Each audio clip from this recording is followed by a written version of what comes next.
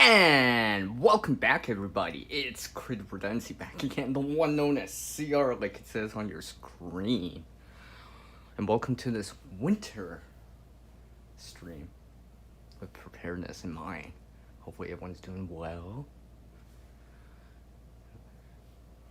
So, let me just get something off to the side here. I'm gonna be showing some stuff here. So, let me turn on my camera. Yeah. Alright. Alright, we're good. Yeah, alright. So, winter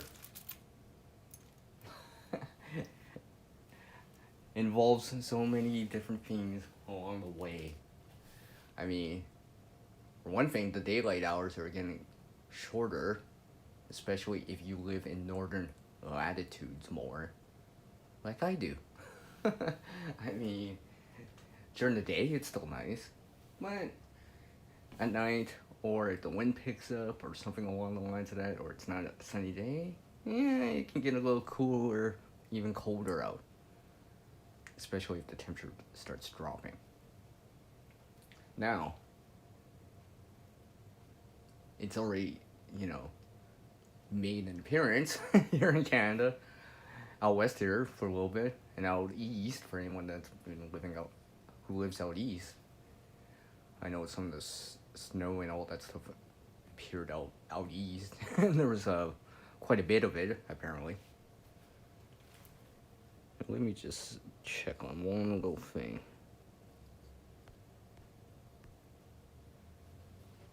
And yeah, my chat's not working again. That's okay. That's okay. My chat's not working on my screen. But luckily I have a separate screen to see it all. So, let me show this one thing first here. That, for me, has been very useful. Because when it comes to wintertime, right, you know, the layers, right, and all that stuff, start from within and out, and expand from there. So one of the things I like, and I've shown this before, but I really do like this. No, there's something about this. It's worn, but it's been very useful. My wool sleeve that I have here. It's got some, yeah, but it still functions. 100% wool, so it has its natural characteristics of, not necessarily melting or burning right away. Let's just say, right? It'll resist some heat, but because of that, it can also retain some heat. Of course, it does work better when it's dry, but even when it's a little damp, it's not too bad still. What do I have here? Iron Fire Horse. I know Puga's still in here. Welcome, welcome. Nice to see you both. Should have made my chat bigger. I should have made my chat. Hold on. I'm just gonna correct that.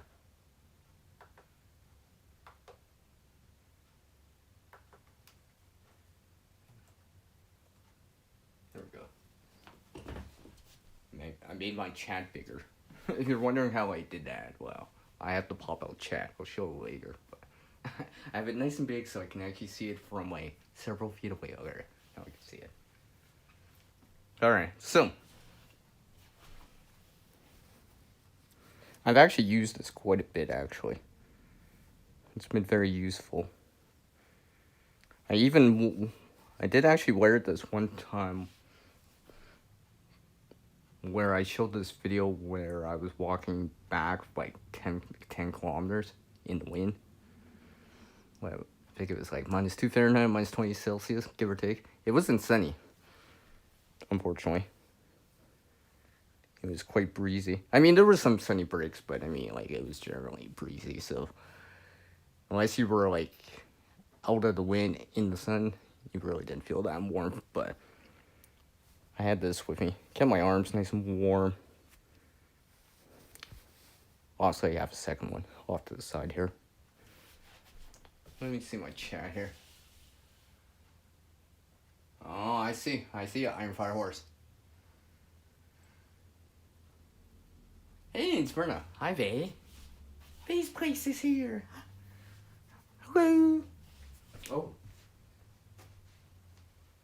I want to show you guys this. Now, let me just say this straight up. I did not make this.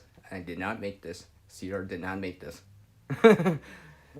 Let me be very clear. I did not make this following item here. But yes, I have this too. Crochet type of blanket with some yarn. Trust me, I did not make this. I'm not that talented yet. Not compared to someone else I know who passed this along to me very, very nicely.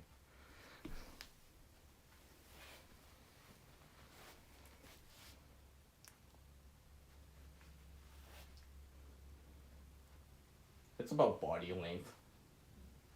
Or height, I should say. I've used this before. I generally don't bring it, but I mean, because it's kind of bulky. But as you can see, it's kind of bulky. But something like camping, for example, I can actually bring it with me. I just compress it down into a bag and just, you know, a dry bag or something like that, and just bring it like that. This has actually been useful. And then if I'm not doing anything like that, then I'll just use it at home, you know. Oh, yeah, you crochet sweaters now that are that way. Yeah, I see, Vera. Yeah. This would be considered insulation. A barrier, not necessarily a barrier, but more like insulation. I mean, if I... let me go grab this. I'm gonna actually go grab this.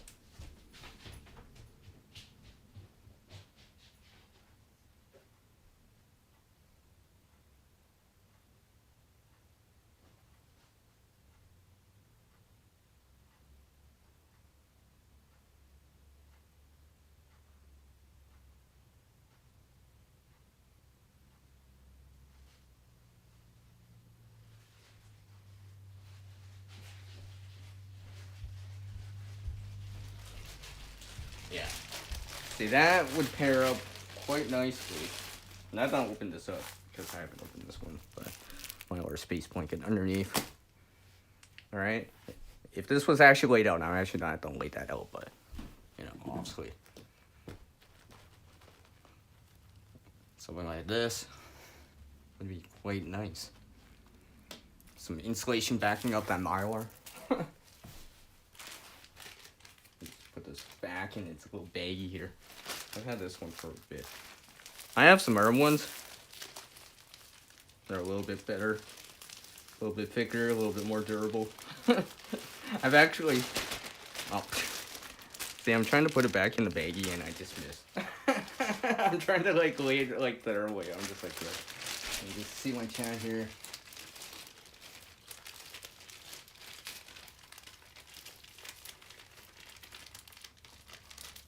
Yeah, I see, Berna.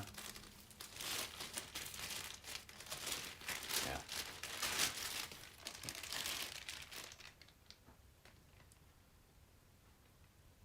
Well, I was looking at it if you were on top of it, Berna. Like, I was thinking if you were on top of it. Not actually covering it, if that makes any sense.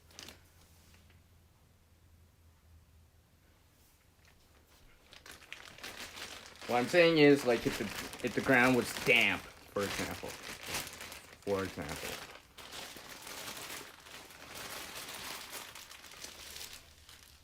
me just put this aside here.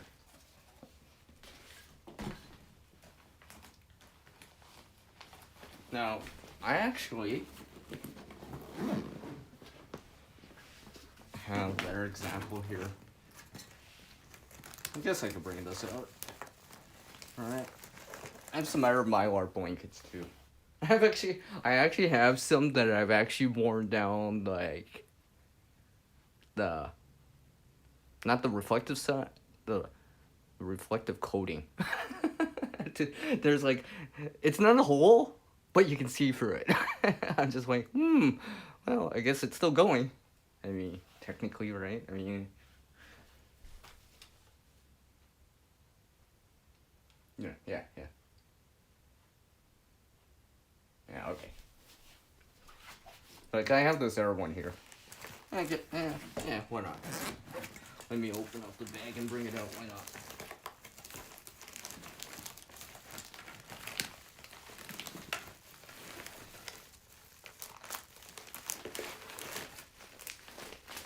Alright. Another one right here. This actually resides in one of my bags. I just happen to have it nearby. Although this one I may modify for a little bit. You can see the mylar in there. I've actually used this one for a bit. So yeah, you want some insulation against the ground. And, well, against the surface that you're laying on. Doesn't matter if it's a bed, a couch, a chair, cement, in the sand, or anything like that, right? Like, you gotta, like, insulate yourself against that colder ground, or that you're contacting directly. I think just put this back in. There we go. Let's see here. Alright, iron power horse. Oh, okay. Yeah. I hear you on that, Berna. I hear you on that one. I'm just putting this back in the bag. Alright, there we go. Before I forget. It won't be ready if I have it laid out. Alright. It won't be ready if I have it laid out. I can put it back in. It's ready for the next time. Alright. Now, another thing to keep in mind in wintertime is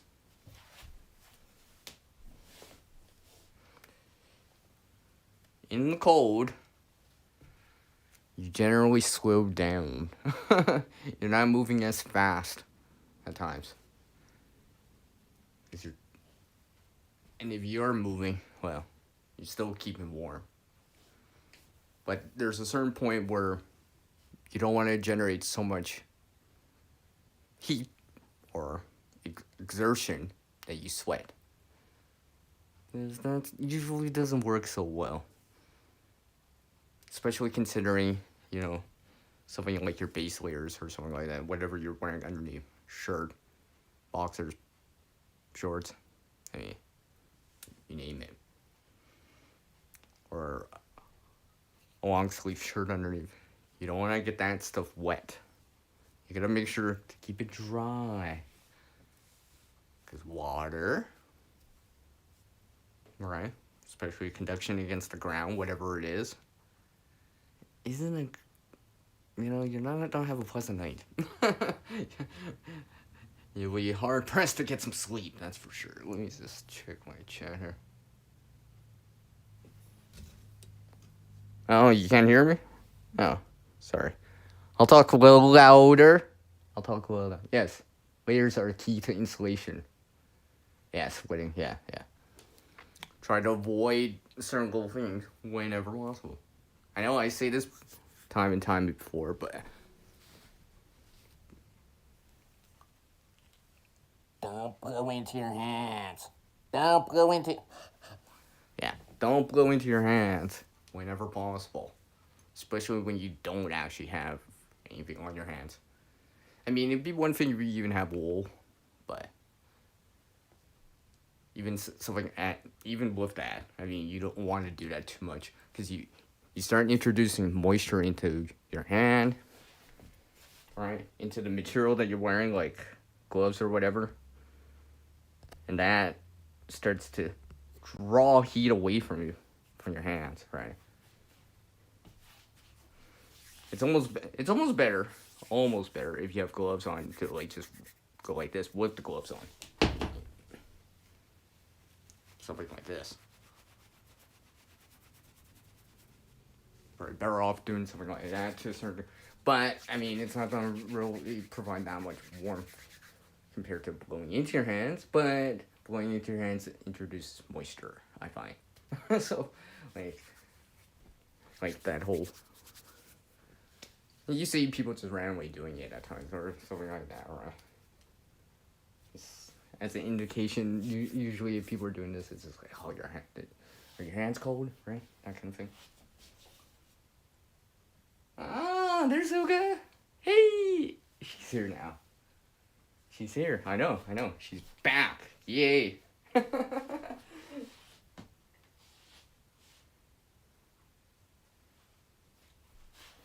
So let me show you guys this other thing here, which is also important, even in the winter time. And speak of everything I just talked about. Water. Oh, and by the way, this is actually the same water that I had on the previous live stream. It's the same. I mean, it's melted since, but you can see I didn't get that much water from snow. But yes, water is still important to a certain degree. Not just for hydration, obviously, but kind of like so you have some flow to your circulation, right? And some flow to it, so it can actually like circulate around, kind of keep you warm, so to speak. Even if you're not, sweating or exerting yourself or per se feel thirsty. And not only that, water is good for thermal mass if you want to store heat into it, like a metal bottle. I mean, like, where am I going right here? I just happen to have one right here. Right? For example,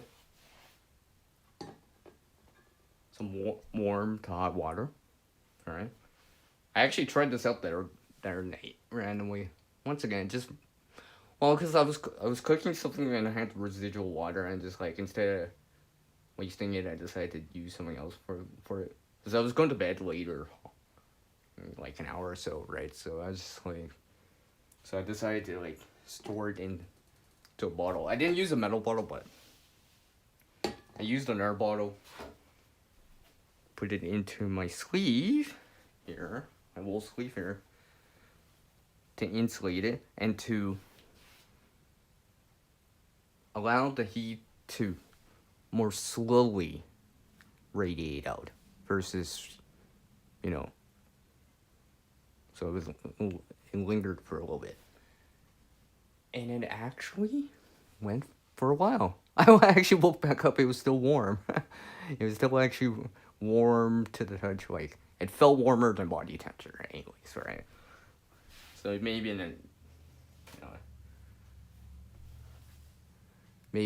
at like still 30 in the 80s for temperature for a little bit. But with that said, it only lasts that long, right? So you're not gonna get like this extended use. But if you can get some more heat into it, well, you can use it to keep your hands warm or whatever, right? Or even your feet. I mean, I know some people out there, including myself, my feet get cold. It's not just because contact with the ground, but, for some people, maybe they don't have the greatest circulation, or they get cold easily. And like I've said before, everyone has their tolerances to cold and heat. Some go less, some a little bit more. But ultimately, right, your body will can adapt to it a little bit, but there's an upper limit. Always keep in mind.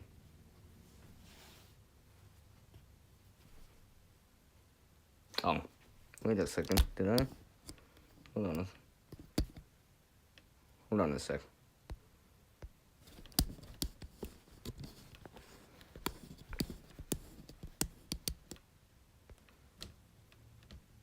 I just realized I was covering the I didn't think I was covering the mic. Hopefully you guys can hear me. Oh, okay. I don't know. It's because I'm looking at my air screen for the other stuff, so for the chat, so I'm trying to project to my device. I usually don't go that far. I don't have a lapel mic, but yes, so something like that, and I put the bottle inside, like I said. So I'm not directly touching it, so I don't, because it's still gonna be hot, right? Because it's radiating out heat, and it's definitely above body temperature, so it doesn't feel hot, right? So something like this. Initially, you won't notice it, especially if it's wool or if you got insulation around it. But slowly, it'll warm up the insulation too, and you'll be able to like hold it and grab it, right? Especially if it's wool, like what I have here. Won't necessarily burn or melt, because obviously you want to stay warm, for example, or keep something warm, but you don't want to, that's too hot kind of thing. Who's that? It's Vanessa Kitty. Hi, Vanessa. How are you doing? The outer jacket's an issue with military. Oh, yeah. Yeah, I was gonna bring something into the mix here.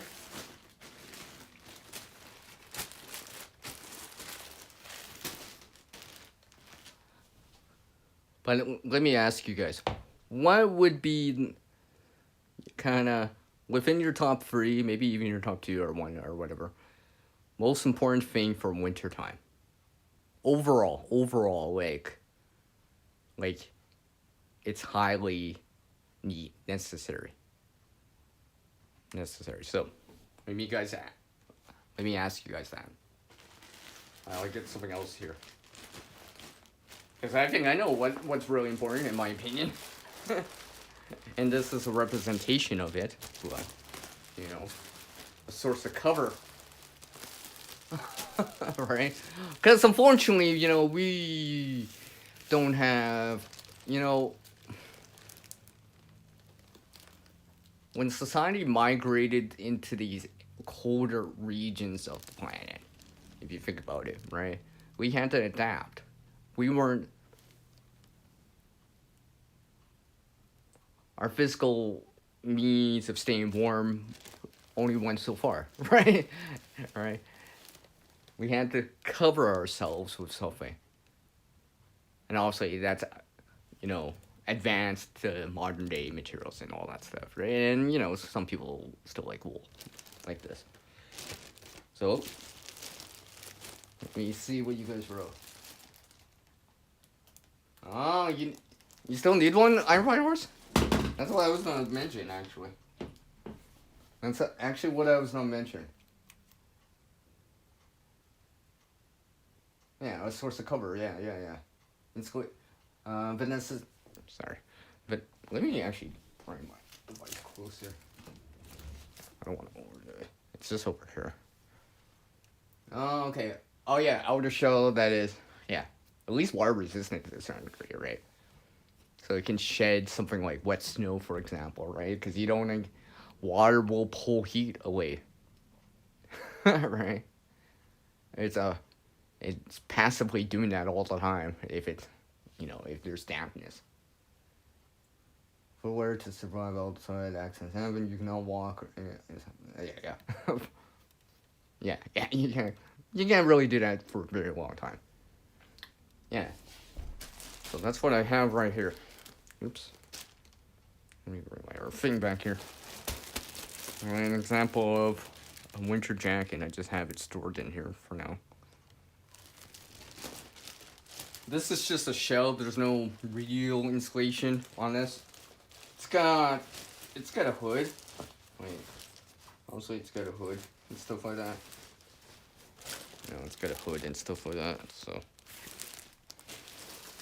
something like this, I would kind of, let's say maybe minus 10, 15 Celsius, But that's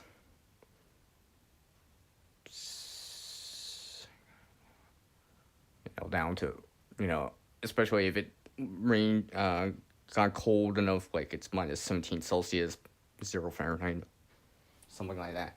I would, or even sooner, depending what I'm doing and how long I'm staying out for, too, right? I mean, if it's really, it could be one of those times where it's like really windy too, right? So I would need some sort of wind protection to, break the wind, right? So the windshield's not just blowing all the heat right off me. Let me just see here, the chat here.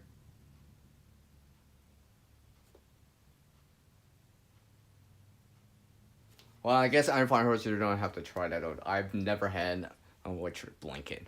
I've never had one, so I mean, I don't know how they are. I mean, there's like these vests, the socks, and all this stuff, right? So like, it's one of those things you want to see for yourself right away if you once you get it in your hands, is to try it out.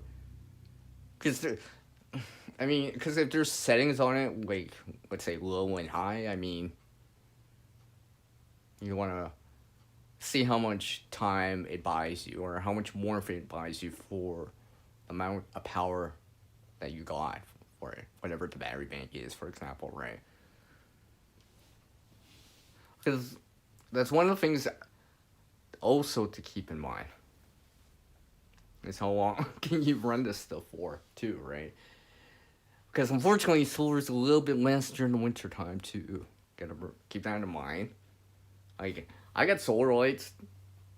They'll help to a certain degree for the lighting portion, but I gotta remember, less daylight, it's still physically less daylight hour, right? So, right now, it's just like something like that. Yeah. If you were gonna go that route.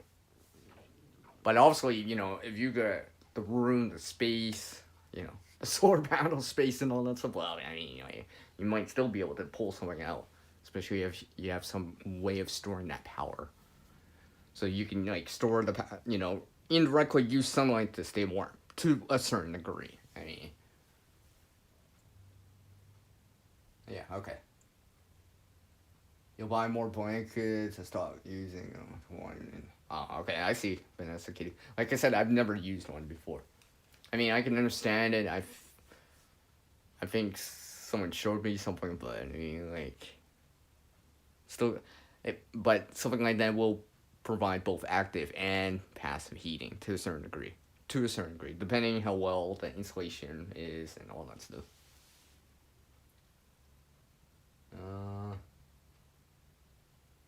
Okay, yeah. Yeah, okay, I see. Yeah. Something to keep in mind is, like, if you're actually gonna use one, actually use one or buy one for winter preparedness, alright? You want to make sure that it can last for a bit, for what it is, depending how much power and all that stuff, right? Because you gotta remember, aside from the hot water thing, right, this stuff is passive form of cover, right? It holds back the heat that that we all are generating all the time. We're all radiating out heat. That's why we're warm-blooded, right? I mean, exposed skin at certain temperatures, you don't feel it. Like I said, everyone has their tolerances, but eventually, your body's gonna be like, yeah, this is kind of getting a little cold. Right? Or it'll just be like, your hand will start shivering, or you'll start wanting to move your hand more, or, for example, or that kind of thing. I mean, I've experienced some cold, maybe not as cold as some people out there. I know, Vanessa, you've experienced some cold before. You realize that, yeah, when you're not ready for it, it bites. I mean, it's one thing, a couple minutes or whatever, but I mean, for an extended period of time or unknown amount of extended period of time, right? That's where it becomes more serious, right? to always take it seriously, especially if you're actually doing something. Because a little bit of forethought can be a little bit of forethought at times can be very nice. Instead of, I should have brought that. It would help, that kind of thing.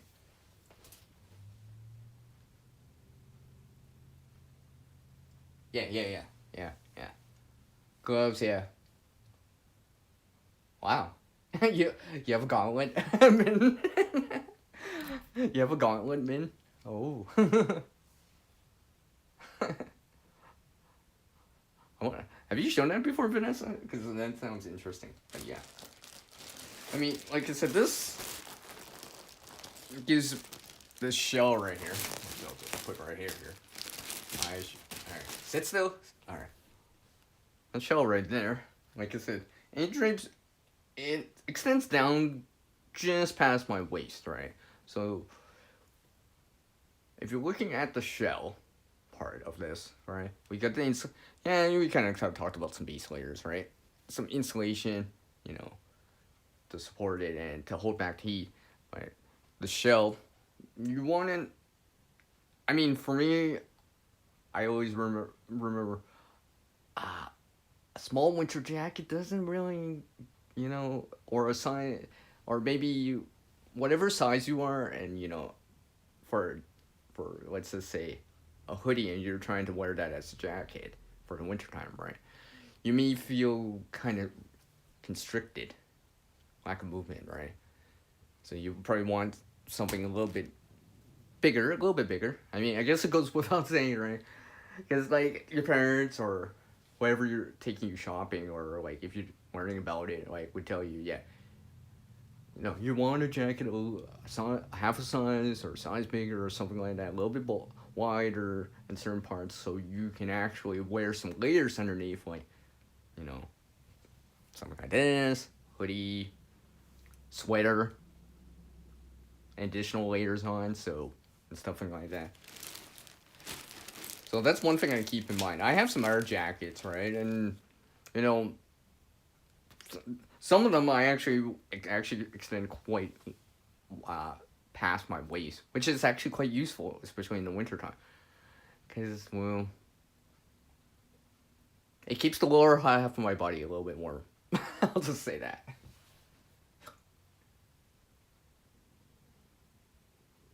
Alright, Dura. Yeah, I get it, man. I appreciate it. Virtual fist bump. But yeah.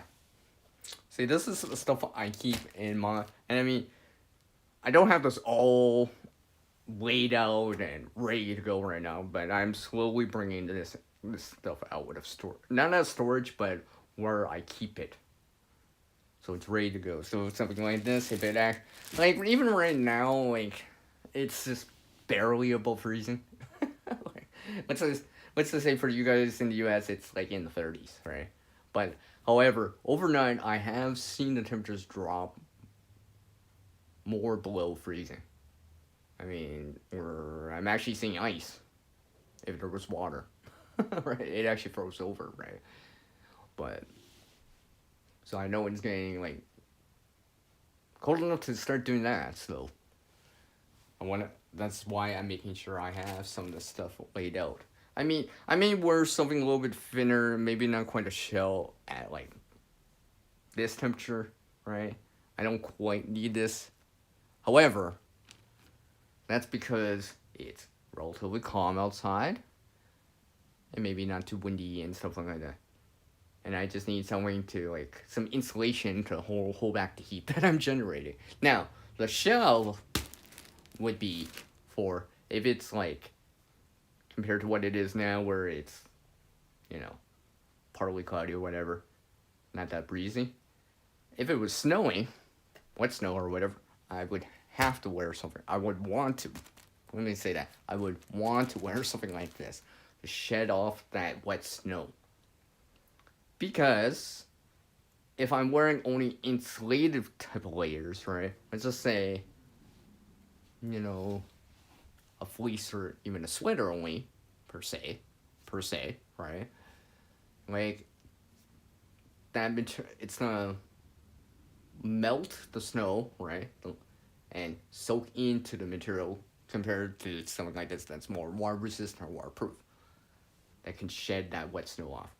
And now, because it's a little bit damp on the surface of, let's say, sweater or fleece, well, now if there's a breeze, that's going to carry the heat away from you because of convection, and that water's conducting the heat away from you, right? So you want something that doesn't necessarily want to soak the water right away, right? Like even wool. I mean, like don't get me wrong. Wool is awesome, right? But like, even like dry wools probably don't work better than wet wool. Just generally speaking. I mean, I remember this one time. Like I don't, you know, I'm not one of those people that run hot in the winter, right? So like, or whatever. So like, even sometimes for me, I'm just like, there's a tolerance, right? And just like, especially depending on what you're doing, right? I mean, I've actually, where wool did help me out, I knew, but I was still kind of not really, really warm, but I wasn't really, really cold, but that kind of thing. So I think it does help, but I think there's a certain degree where, you know, where it starts to go downhill, especially if the temperature is dropping, or it's windy out, or you're in those clothes for an extremely long period of time, for example. Let's see here.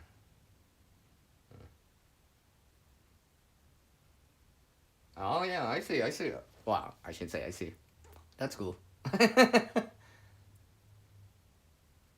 7 layers, 7 layers in total for summer to winter, cold. Yeah, extreme cold. Yeah. Yeah. You need some thermal layers underneath to hold back some of the heat. I mean, like, there's this one time that I actually decided to go out with. It was really, really cold.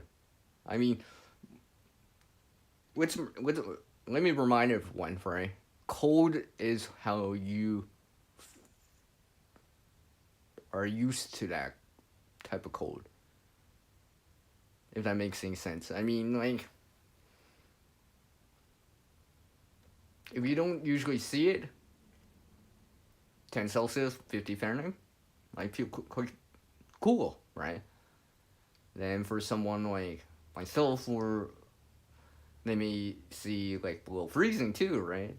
And cold. And then there's other people out there that may see that and, you know, -40 and lower. Winds too, right? Something to keep in mind. So holding back that heat as much as possible next to your skin, right? So you have that layer of warmth next to your skin that's not blowing off, right? Because I know sometimes, like, you know, I'm covering my head a little bit more, like, even to the point now where I realize that when you cover up a little bit more, it's a little bit more tolerable. You don't complain as much. Or you could stay outside a little bit longer, or, you know, because I've gone on from walks to, you know, I've actually had to, you know, randomly stand outside in a line for a little bit, you know, for something that I won't disclose, but I mean, like, it was like -20 out, and I'm like, okay, well, I'm not the only one outside too, all right? So, like, if you're planning on that, right? If you have to wait in line outside for randomly, right? Having some warm layers helps. You know, keep that passive heat inside. Those passive layers that are helping you stay warm, insulate yourself, maybe reflecting a little bit of heat back, retaining some of that heat that you're generating, right, from the food that you eat, right? You know, you could also eat too, right? So not just water, right? So water, that's how, like, if you think about it, right? Water helps circulate, you know, the blood around you better. So it's not so, you know, volume-wise, right? Still liquid. And the food energy, the caloric intake, to actually generate heat and to, generate metabolic heat, to actually have the energy to shiver, if you had to, right?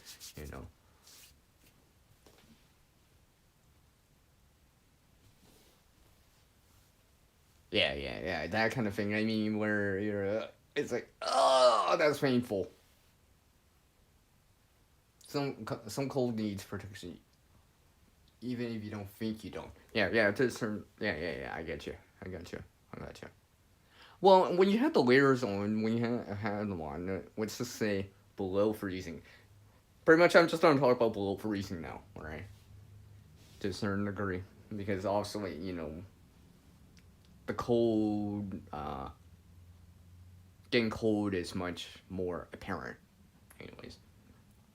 Now, and remember, you can still get hypothermia at above freezing temperatures, but it's gonna be drastically faster when it's below freezing, or like just above freezing or lower, right? Especially if you start adding in the water, rain, freezing rain, mix, rain changing into wet snow, or rain changing into snow, or wet snow changing into like that kind of thing. I mean, even to a certain degree, even to a certain degree, freezing rain. Although usually when it's freezing rain out, usually it's warmer out to a certain degree. But still dangerous. Yes. I mean,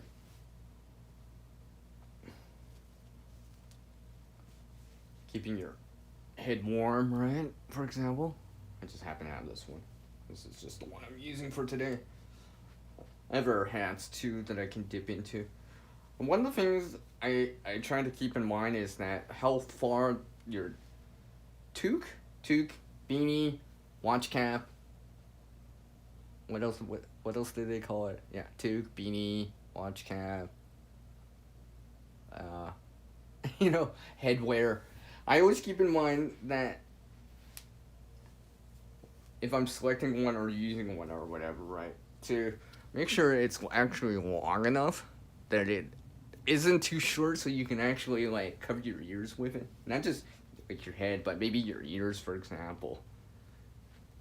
I know some of them you can roll down a little bit. It's useful because you can cover more of your neck, for example, right? You can have some insulation covering your ears, right?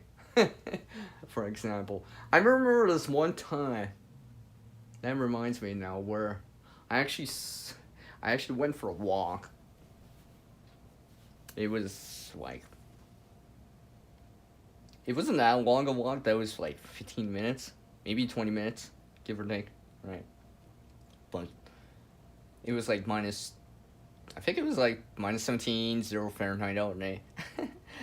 And like I said, people have their tolerances to cold, right? And you will realize that to a certain degree, but everyone had, right? But I remember seeing someone without a hat on, but they had earmuffs on, right? I'm like, I can't quite do that. Right? My head would feel cold, bare, without something on top. Just the way I am. I mean, like I said, people have their tolerances, but I was just like, I don't know, I can't do that. I remember when I was young, I used to know someone that, like I said, ran hot, as they say, right? And I would see them wearing shorts in the winter, in the snow, I should say, right? I mean, maybe not in extreme cold, right? Like I said, people have their tolerances. Everyone's got their upper tolerances to it, right? But there's a certain point where it's just simply too cold, especially if you're not dressed well for it. Who's that? Take care of the room. What, do you really? You really do have one fireworks? That's cool. Oh, now I just want to see it. I'm just trying to guess the color now randomly.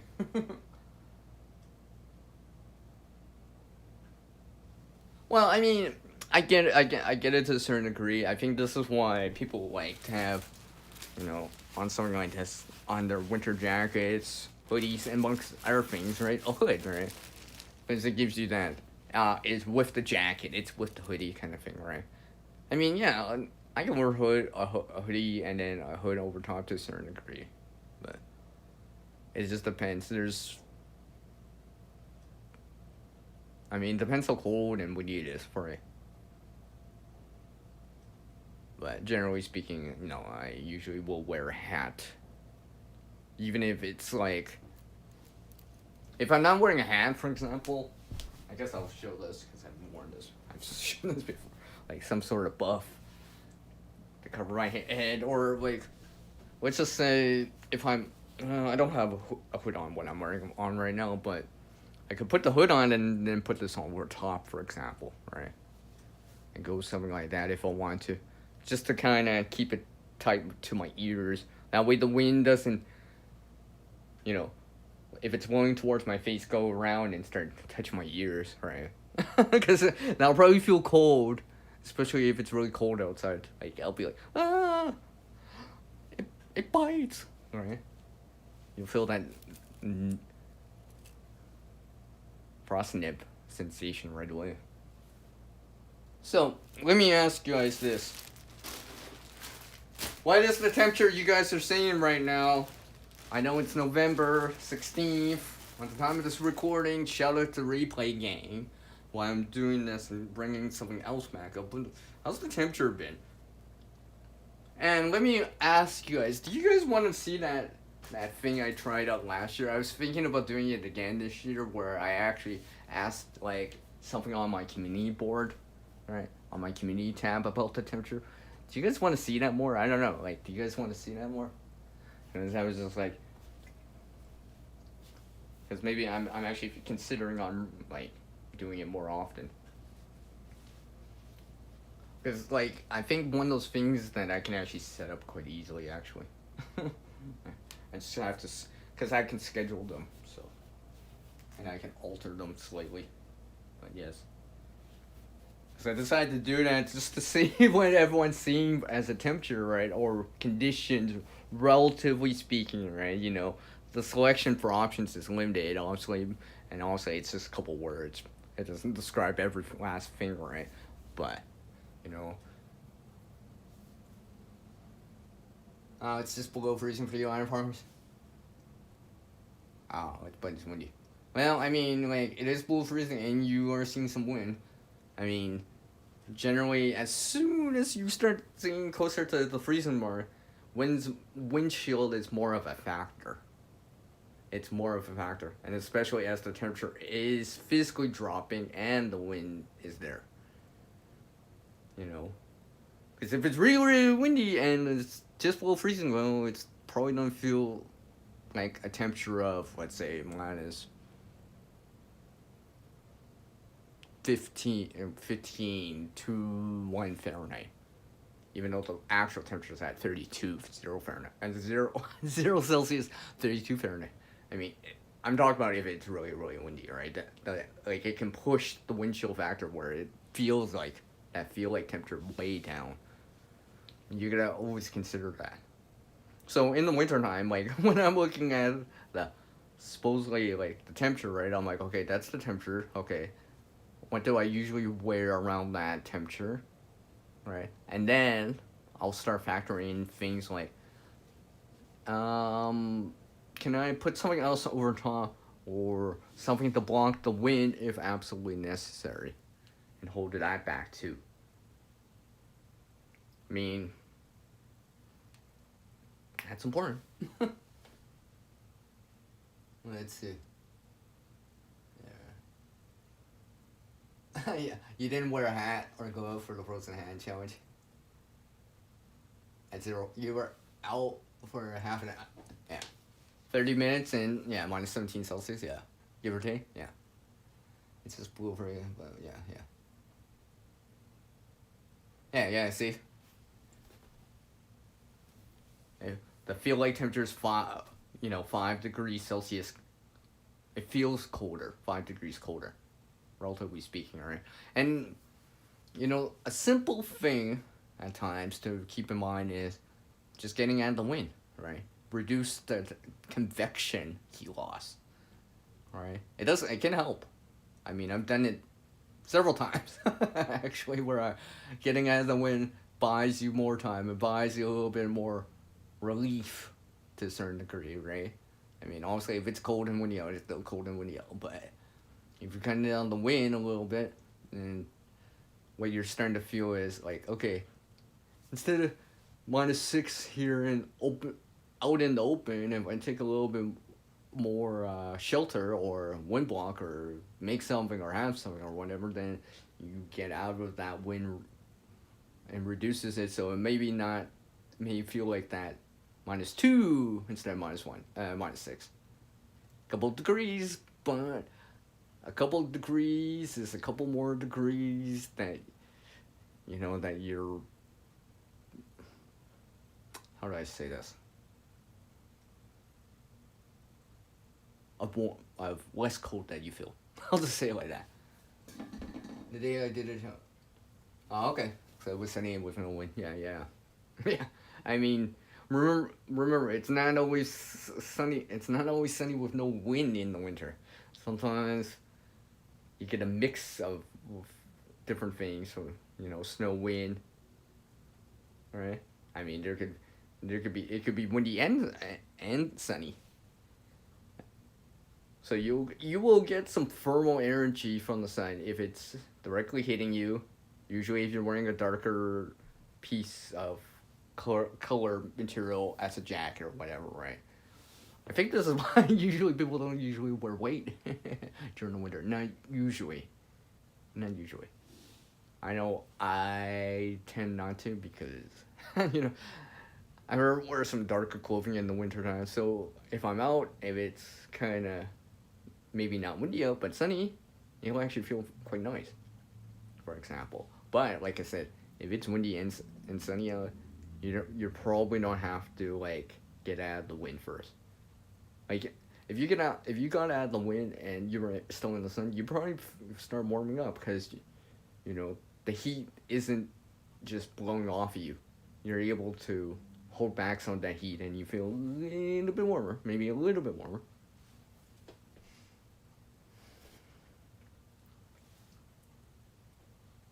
Let's see, where am I at? Oh, hold on a sec. I gotta go get my solar lights.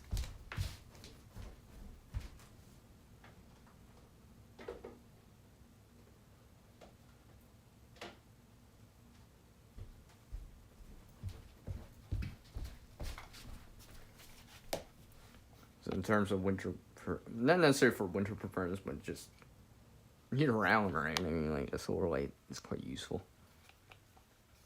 I'm not gonna turn on, but yeah, you get what I mean in terms of being able to see at least. But also, probably the more important thing about winter is actually staying warm. I mean, if you think about like winter preparedness, I think one of the major categories to kind of want to check off, and have some skill, some knowledge, some experience in, including that gear and resources. You want to be able to stay warm. I mean, like to certain. I mean, you don't have to be like cooking hot, but like really, really toasty, right? At least warm enough that maybe you're not shivering. Maybe you're not like having to move as much just to stay warm, for example, right? Where you can actually stand still and still relatively feel warm, relatively speaking. Maybe you're not toasty warm, but you're not shivering either. I mean, if you're not shivering, yeah, you're probably still warm, right? But if you're starting to shiver, probably that's the time to realize that your temperature is starting to drop inside of you a little bit more. So start doing something, whatever, to get it back. Or obviously you want to get to a source of heat, back inside a home or whatever, right? You want to stay warm as much as possible.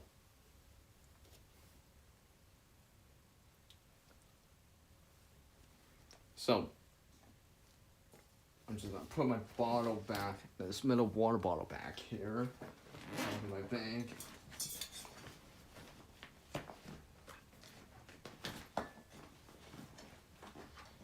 Let me see here. Did I leave it in here? No. Then we did not. Another thing here where, actually, I'm gonna pull my. I'm gonna take you guys along with me somewhere. I'm gonna show you guys something.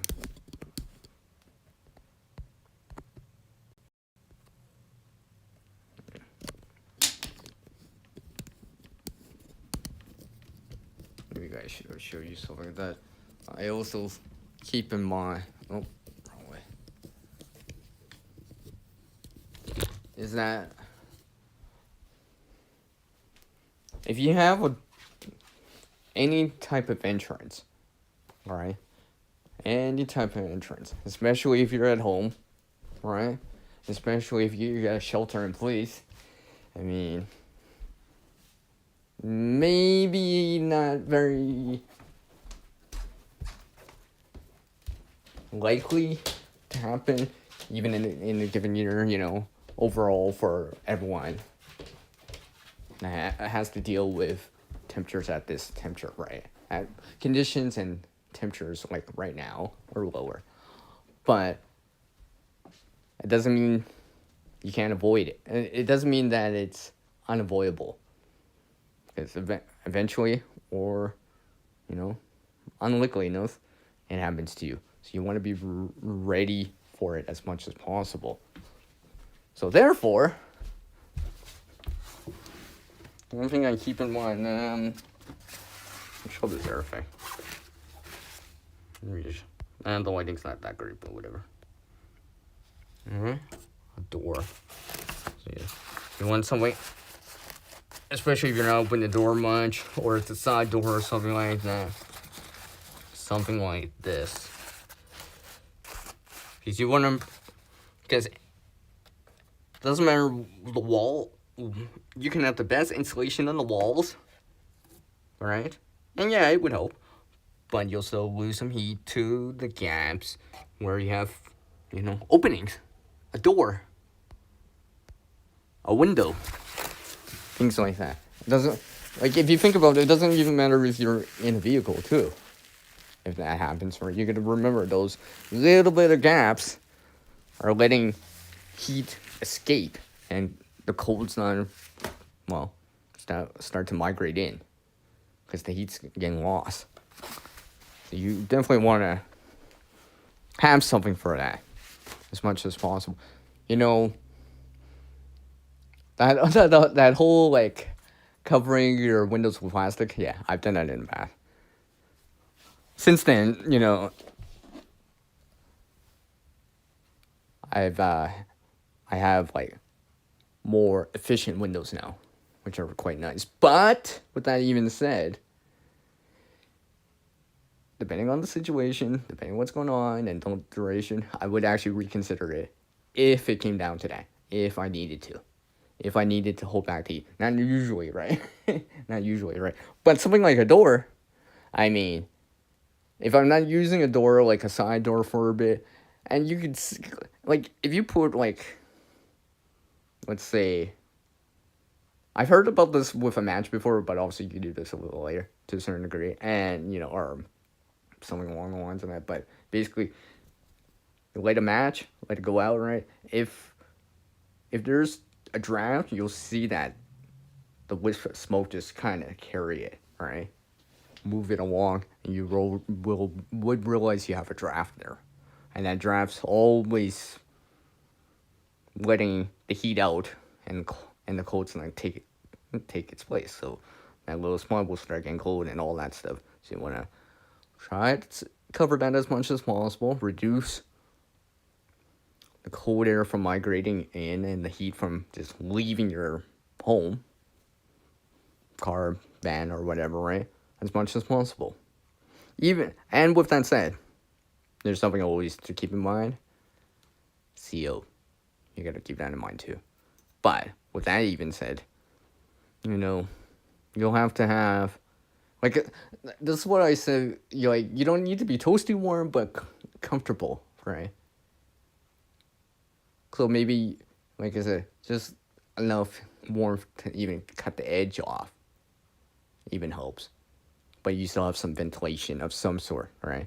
Because especially if you're inside a confined spot for a bit, obviously there's more volume, like home, there's a little bit more forgiveness for time, but in a smaller space, especially if you have active heat source, that isn't great. Exposure might be hours, a day, or whatever, right?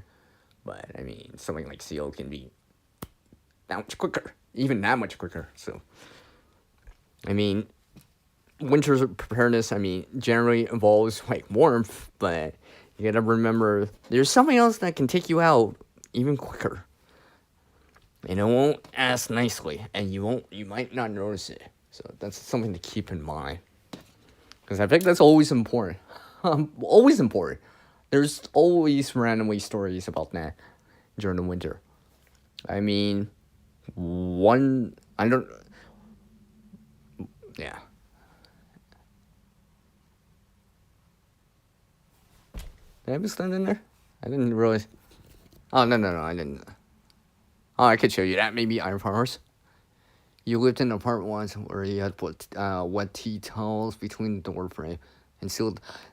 I've heard about this before with air things where basically I mean, I'll read it again, right? Where you're in an apartment and you put tea towels between the door and frame. What it does is it seals it off, right? And that cold, if it does freeze to that spot, it'll kind of expand into it too, if I remember right. And basically, it's to plug up the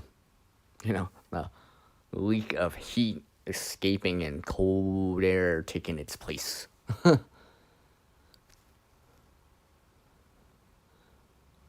What? It sealed the big spaces where the wind would literally blow a snow drift.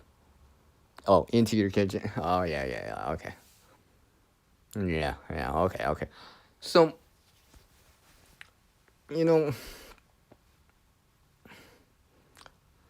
this winter preparedness, I mean,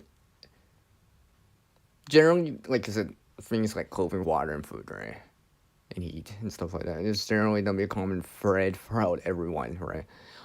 But like I've said in the past, it will depend where you are. There's a certain, how do I say,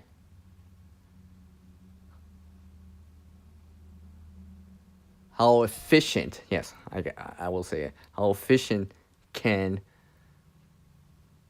let's say, a van, a car, a building, a home, apartment hold back the heat.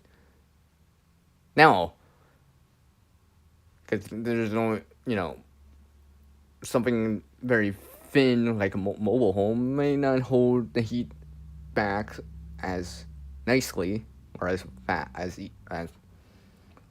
well as compared to something that's highly insulated, right? That the reason I say that is because like all that is passive source of staying warm, right? Insulation, right? Walls, ceiling, right? To hold back some of that heat, whatever it is, right? Just to hold it back so like you feel warm in that spot, right? It's just why you would want to get in, let me show this again, all right?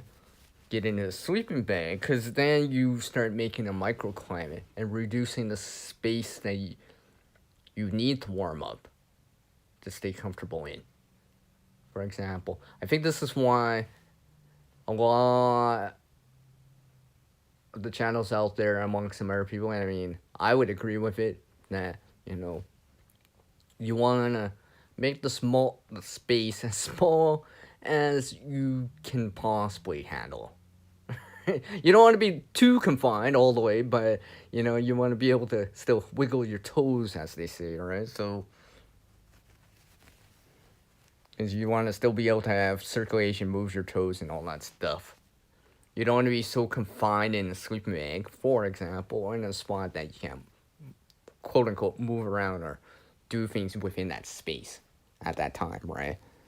Because, yeah, winter survival, yeah, you're trying to stay warm, but You probably still have to want to stretch if you can, right? Stretch and get to move around or whatever, move your legs around so your foot doesn't fall asleep, for example, right?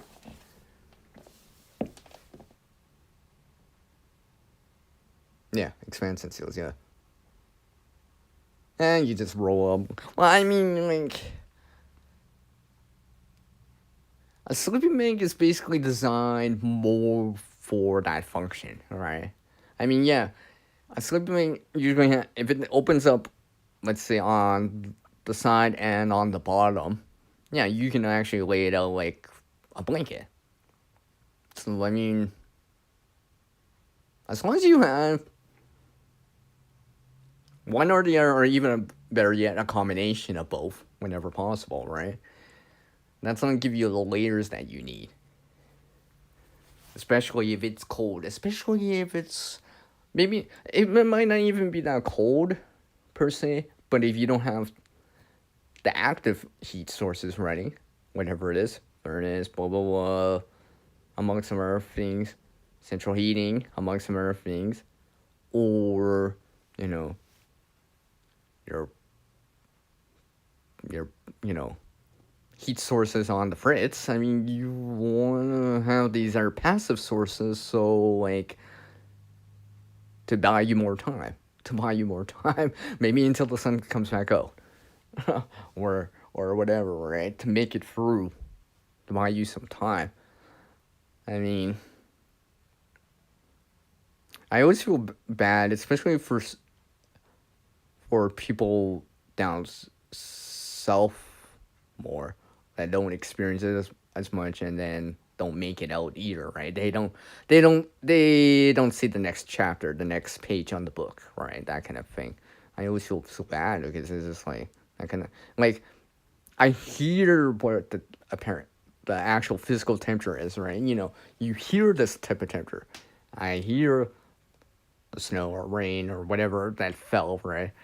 I mean, I trying to relate it to what I've seen, right? And I'm just like, you know, I guess it's because people aren't used to it. I mean, not used to it, but not just not used to it, but don't have the adequate resources, the knowledge about that kind of stuff because they're not used to it. They don't think about day to day, right? I mean, like if you live down south, if it's like one of those quote unquote once in a century, once in a decade, whatever, right? That kind of thing, right?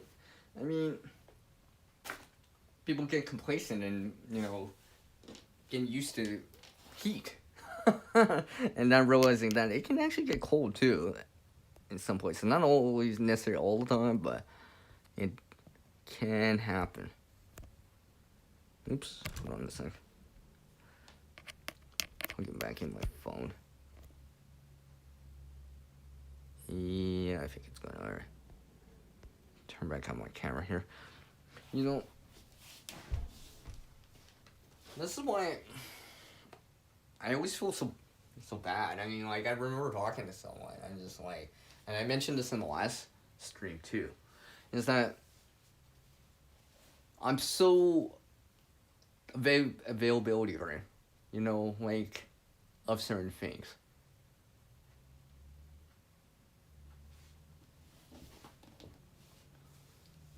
Especially if you need them, right? Like a heat source, or even passive heat, passive staying warm sources like clothing, for example, right?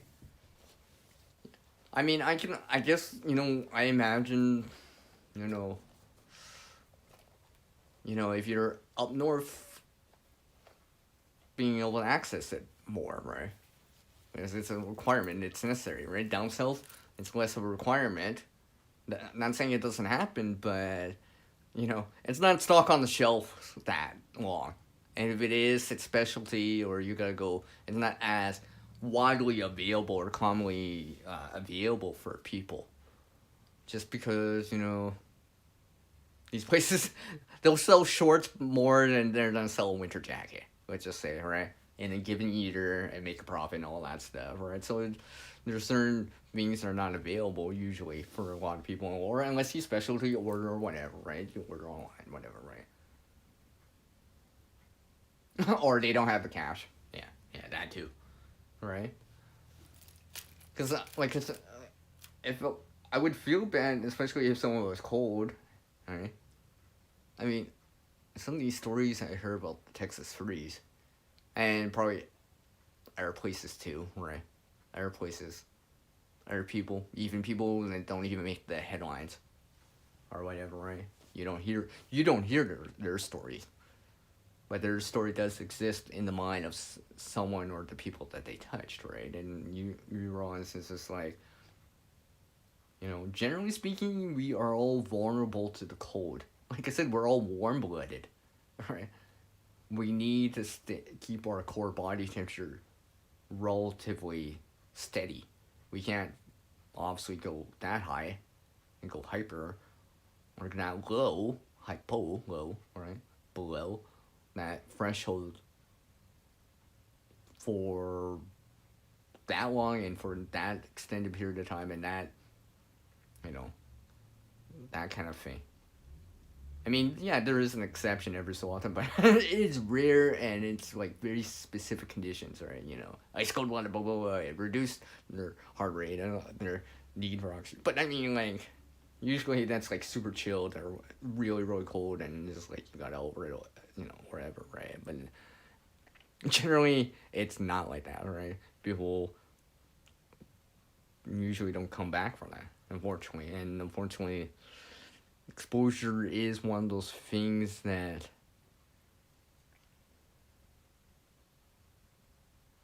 you can generally see coming, that you'll need in time. I mean, like, if you know the time of the year, I mean, if someone came here, right, and in the fall, right, I'd be like, well, you might, and they're just visiting for the first time or whatever, right? Like one of you guys or whatever, I'd be like, yeah, you better bring, like, let's just say between September and November, right? 3 months, blah, blah, blah, some sort of thing or whatever, and, they're staying with me or whatever, right? And I would tell them, they'll probably ask me, well, what should I bring, CR? Well, for me here, I would say, you want at least, some gloves, a jacket, maybe a hat, two scarf, something, maybe some boots if you want to, right? And there is still a chance to see snow here. There's a chance to see cooler conditions here, right? I wouldn't say necessarily, by like a very long, thick jacket with a shell. Not necessarily saying like that, but something that even can break the wind, something you can wear underneath that for insulation.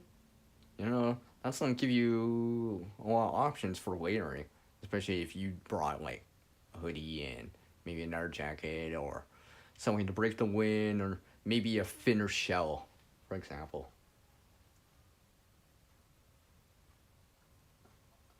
Let me see here. You only got, yeah.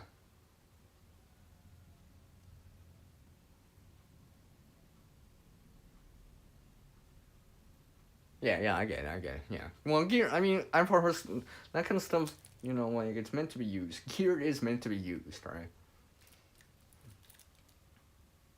Maybe not necessarily for oneself at times, but it is generally, gear is meant to be used. Resources like, specifically resources like gear, like this. It's meant to be used, right? It's meant to be used, generally speaking, right? Especially, it's not like this is gold-plated, right? Although that might add a secondary use, function. But, I mean, something like this is meant to be used. And you can see I got stuff over it. Yeah, that's the only thing about this. Things get caught in it. Like crumbs or whatever, or lint. But, I mean, I've used this before several times. And now, one of the things I'm gonna show here, if I can get it here, is that I always hear this story. I shouldn't say story. Let me lay this out. Let me just randomly lay this out. I don't know. This stuff I have. This will illustrate my point a little bit easier if I do it like this. Yeah, I hear you. Iron powers meant to be used. I hear this. I don't know. I randomly hear this so often at times, right? Especially not all the time with the winter preparedness type of videos out there from the channels out there that show, talk, explain it, and all that stuff. But it's like I always hear like set up a tent, set up a tent. I think that's just like really like a fancy way of saying a microclimate, a smaller space, right? It just sounds like something people. I'm like, there. If you have a spare tent, or maybe you already have a tent already. I mean, like, a tent is one of those things. Is like, you have one because you go camping, for along the lines of that. Right. For iron people out there that don't go camping, they got that 9 to 5 thing, you know, they work at home or whatever, right? Maybe they go out, but they don't go per se camping, right? So they may not actually have that. So one of the things to always keep in mind is you can simulate the exact same thing with furniture. I'm just saying, like a chair. I mean, I like even a minimalist. Like if you only had like one sheet, one blanket, one bed, bachelorette, whatever, right? Single person in an apartment or whatever, right? I mean, unless you go camping, you probably don't have a tent. But usually what some people still have is furniture. Alright? And you're probably like, how's that the same? Furniture's not really a tent. Well, it's a form of shelter. Or shelter components. Instead of using poles that you arch over or whatever, right? You're using chairs and tables. Instead of having this canopy at the top, you're underneath a table or a kitchen table or something like that, to kind of make that space smaller, for example. Like, I've never used a kitchen table, for example, but I have made, quote unquote, a couch fort in my past life, right? I've done that kind of stuff. And I remember even just doing that at times. I'm just like, I don't know, maybe it was from the exertion or the effort of doing it, but like, I actually felt warm inside that space. I think, like I said, because the space is warmer, the space is smaller, so you can warm up that space a little bit quicker with the same amount of heat energy going into it, aka people, like I said, we're all radiating out heat all the time. Yeah, make a couch fort, or a couch tent or something like that. I always have to mention that. I randomly always want to mention that all the time. It's always a tent, but I think thinking of it as like a couch fort, right? Or something like that, or some sort of structure like that, right? I mean, it just has to have some additional walls, something on the ground, and something over top, right? Because it'll hold back some of that heat that you are generating. I mean, it depends how good the insulation is and stuff like that. I mean, obviously you don't want to get so warm that you start sweating inside, but like where maybe you don't need that heat source, or maybe you can shed later off, for example. And also I'm talking about sheltering in place. Because I don't know most people out there, but I'm pretty sure I'm not gonna try, unless absolutely bug out, in the middle of the winter, especially if it's cold. Especially if it's cold and windy. Right? However, with that said, I'm more likely, I'm going for a walk in the winter, right? That kind of thing. And I may need something like an extra jacket or actually bring mitts or gloves with me, for example, right? Something like this. Something like this. Or more. Or better. Yeah, you didn't see that. That was just that was an error on my part. You didn't see that. But yeah, that's something I always keep in mind. Because the thing is about couch 4, tent, microclimates and stuff like that. If you bring a radiant heat source, for example, that's a little bit obviously gonna be safer than, either electrical or chemical base, that releases heat, excluding hand warmers and stuff like that, or hot hands, stuff like that, hand warmers and body warmers. And it's like that, like what I said, radiant heat source, like warm, hot water in a bottle. You bring that into that tent, or that underneath the table that, that maybe you and your pet are decided to use, right?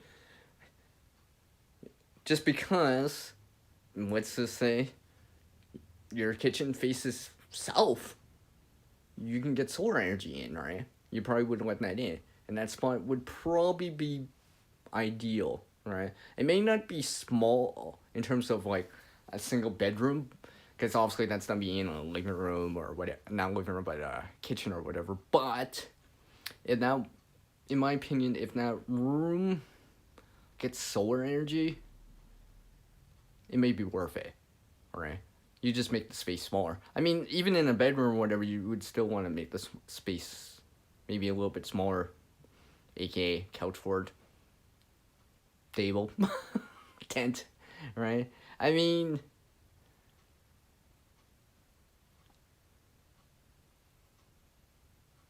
I guess because you still need the room too, right, for the tent, right? I don't know about a lot of people, but like a tent, I just like. I'm not saying it's not possible to set up a tent in a room or whatever, right? But like, does it fit, right? Like if you got a tent in like a smaller bedroom and you're trying to put it on like a single bed, not a twin or whatever, right? Because you're a bachelor or whatever, right? You live alone or whatever, right? So you don't have that big of a bed. I mean, maybe. I guess you could probably do it. I mean, people have done it in the past. I mean, obviously it's doable. Because, if you did do it like that, at least you would be even off the ground too. And the walls of the tent would hold back some of the heat. So it doesn't transfer out into the cooler room and then in turn leave your residence, your home, your apartment, your van, your apartment all the way, right? Where it slowly, in time, will radiate out, right?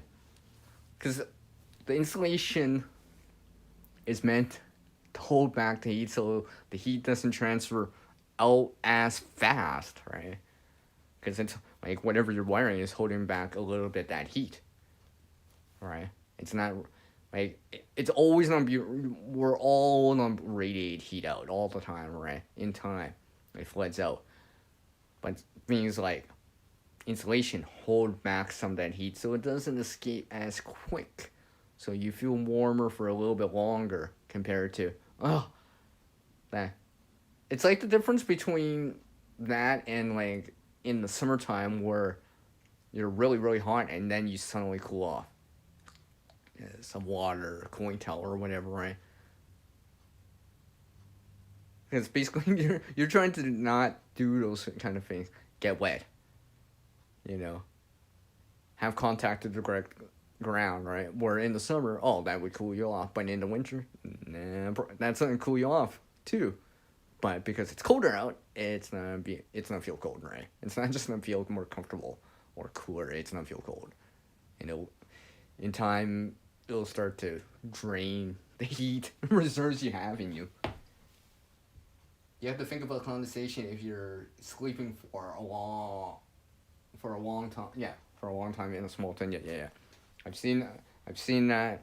I mean, I've experienced that to a certain degree. One of my followers has experienced that, right? You gotta be careful about that, right?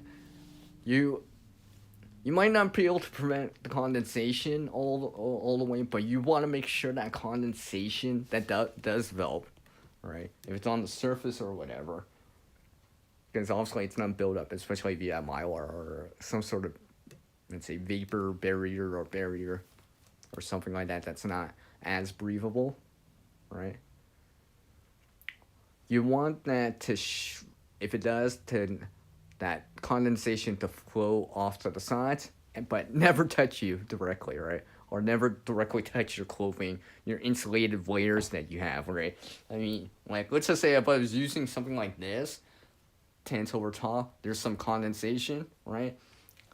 Two things I would want to do is make sure the condensation's not dripping to the side, cooling off, or worse, changing into a liquid and actually pooling into a certain and getting my insulation wet, because it's not gonna help, right? Even if it's wool. Dry insulation works better. I mean, that's just a given, right? So stay dry. And depending on what I'm doing and how bad it is or whatever, I may take something like that I'm not wearing to sleep at that time or rest or whatever, right? This could be a cotton bandana, for example, right? Or an article of clothing that can dry quickly enough, even if I get it damp. I would wipe the sides. I would wipe that right off. Even if I have to get up and spend the 5 minutes doing it, because I know that water, that vapor, if it starts to condense out, the vapor starts to condense out, right? That water is pulling heat. It's pulling heat away. It's to a certain degree. And of course, the major issue is to stay dry. But that's something I would do right away. I'd be like, yep, I got this. This moisture is probably not the help. Hey, it's Howie. How are you doing, Howie? Welcome. Howdy. I always wanted to say that too. Howdy. Or Howie.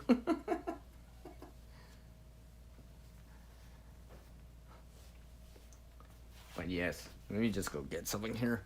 See, this is why I would always want to do something like this as much as possible to start off. I mean, like I said, I can get cold feet, not that figuratively or literal sense. I can get cold feet, right? And I know how I am with. I mean, I've seen certain times where I'm just like, man, my feet are really cold, even though I'm bundled up to a certain degree, right? So I realize that personally. That's my personal. Yeah, I should try to address that, right? Just in case. I mean, this is why. At times where I've had to use hot water bottles for my feet, not necessarily because I was like shivering. It's because my feet were cold, right? I was just trying to get some sensation and get the warmth back in that area where I kind of felt more in a normal state. And this could be because I've been standing on the ground, standing in with boots that are in water, but we're on a lake and it's the middle of the winter and that water is really, really cold and I'm directly touching it, even with boots on, right? My feet aren't wet, but it's conducting the heat right out of my feet, right? And I had to warm up my feet, right? Just so I wouldn't complain, right? Luckily enough, it was during the winter. We were prepared for it, right, and stuff like that, but we had a active heat source that I could rely on. Right? Providing we could fuel it up and all that stuff. It was very, very nice. I made a simple thing as a canteen, a metal canteen, or what I had in that case was just a metal dish. That was good enough for it, right? To heat up some water. I mean, it was a miracle. It felt like a miracle. It's just like, right? I can enjoy myself a little bit more, right? Not complain so much or be like, be uncomfortable so much and be like, I mean, it was just below freezing too at times. But, like I said, that's water on top of snow or ice, and it's pretty cold, right? And that's, where it's just probably barely above freezing, right? If the temperature dropped or it stood still, it would start to freeze, that kind of thing, yeah. Hey! It's going on in Vancouver Island. How's it going, Lise? How's it going? I appreciate that. Well, hey, you might want to check out my last video that I did on Friday. I have on Friday. Just saying. That might spark your interest. Yay. Oh, this is just something that someone nicely gave me. I did not make this. I did not crochet this. I did not create this. Disclaimer right there, straight up. Oh wow. Oh, you did. Oh, okay. That's cool. I mean,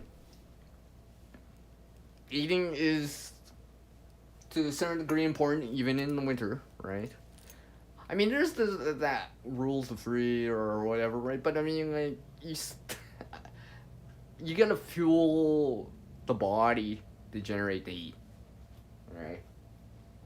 To keep moving, right? You gotta fuel it up. You'll feel a little bit warmer, right? Because while you're digesting, you'll generate metabolic heat, all right? As those, as that stuff's breaking down in you, in your, in your stomach, and providing you that energy and everything, that sustenance, nutrition, and all that stuff to keep the body going, so you can actually keep moving, right? Or have the energy to even shiver if you had to, right? Because if you haven't eaten for a while, you haven't drank any water or liquids for a while, like you actually more likely will probably feel colder, just because you don't have your circulation's not as well. You haven't eaten for a little bit. You don't have any metabolic heat generated in you at the moment, right? And it's not just because, like, if you drank, like, hot tea, hot chocolate, whatever, yeah, that warms you up. I mean, like, if you think about it, right, especially here in North America, probably in Europe too, right, I mean, there's that whole, like, it's a cold day and you're having hot chocolate, hot cocoa, tea, or coffee in my case, right, here in Canada, right, I mean, like, maybe for you guys in the U.S., right, maybe it's Starbucks. Here in Canada, right, there's martinis, right? Or something along the lines of that, of having a warm brew. I mean, because it warms you from within, right? It warms you from within. So if you're, like, metaphorically or literally cold to the bone, that you're warming the inside of you to a certain degree, right? And if you're warming the inside of you and you have that passive layers like blankets, whatever, right? Or even active source warming you on the outside, well, that's not warm you up because you're warming yourself from the inside and from the outside. Like, these layers or whatever hold back the heat that you're generating on the inside, right? It doesn't really, it's not an active source keeping your outside warm, but you're holding back the heat from what you generate on the inside. I hope that really actually makes sense. Yeah, exactly. And there's been times where, I'll actually, like, depending what I'm doing, right, and stuff like that, have, like, soup on a quote-unquote colder day, for example. Maybe not today, I was actually thinking about it, but, like, there's been times where I actually, like, depending what I'm doing or whatever, right, I'm like, I've been outside for a little bit or whatever, right. I'm not, like, cold, but, like, I'm, like, kind of craving, like, warm soup. Not because, quote-unquote, I'm cold, but I'm just, like, it would feel nice, that kind of thing, right? I mean, there's been times where I'm just like, yeah, nice hot soup. It just, like, after being outside for a long period of time. I mean, I'm not just talking about, like, 15 minutes. I'm talking about, like, you know, hours, right? For whatever the reasoning is, right? I mean, from, you're going for a walk or whatever, or you gotta walk home from work or whatever, right? I mean, I like I said, I've seen people walk in -40. Not usually though. Not usually. Usually that's quite rare to actually see someone physically walking, right? Walking, and not from a vehicle to a vehicle, or from a place to a place, or from a vehicle to a place, or a place to a vehicle, or from home to a vehicle. But actually, like, they're walking, that kind of thing, all right? And yeah, it'd be nice to stay warm. Right? It'd be nice to stay warm and maintain a pace, and when you get back inside, you're just like, huh, you still feel you're warming back up, but you don't have those feelings like, oh, my phone's so cold, right? Because that's all you feel. That for me, anyways, when I'm cold, I don't know about you guys. When I'm cold, that's the only thing I can think about, right? It's just like, man, I'm gonna warm up my foot here, or my hands here, or whatever, right? I mean, like, I've done the whole thing where I put my hand underneath my armpit before. My own armpit, actually.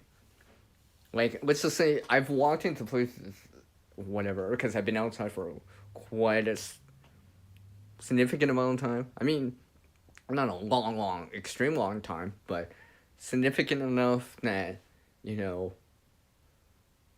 maybe even an hour in -22 Fahrenheit, -30 Celsius is cold enough for a lot of people, right? To experience, right? I mean, I've had times where it's just like I said, I'm wearing clothing or whatever, right? But it's because, like, all I feel is the coldest part. So sometimes it's my hand or whatever, like my thumb area. Like, my fingers would feel warm, but I could start feeling the heat leaving my thumb. Maybe I'm using my device, or checking my pockets, or going in a bag, or whatever I'm doing, or handling something directly, like shoveling snow, right? Or you could be even a snowblower, right? You still have to physically touch those items, right? You still have to physically touch the, things to, like, move it, the handles, right? It doesn't matter if it's a single or a double, or a multi-stage or a double-stage snowblower, right? Yeah, that stuff helps you blow the snow, but you still have to physically move it and physically touch it, right? I mean, I know a lot of people out there that if they're doing that kind of stuff, I can actually tell now more and more when people are, especially, like, contractor, or if you have a contract for, like, snow removal or whatever, right? Usually they're like, look how they dress. Like, if you ever see that and see how they dress, right? Usually they're dressed really, really well for the weather, right? They dress for the conditions, right? And besides, it's their job, right? They can't really complain about it, right? So, when I see these people, I always see they're really bundled up, like, and and their reasoning is, like, if you're using a snowblower or something like that, sometimes the wind or whatever, you gotta check something on the side or whatever, right? So you want to make sure you're bundled up and stuff like that, right? And you're only moving your legs, pretty much, right? You're not lifting snow manually or pushing it manually across, right? So you're not generating as much metabolic heat because you're not as active.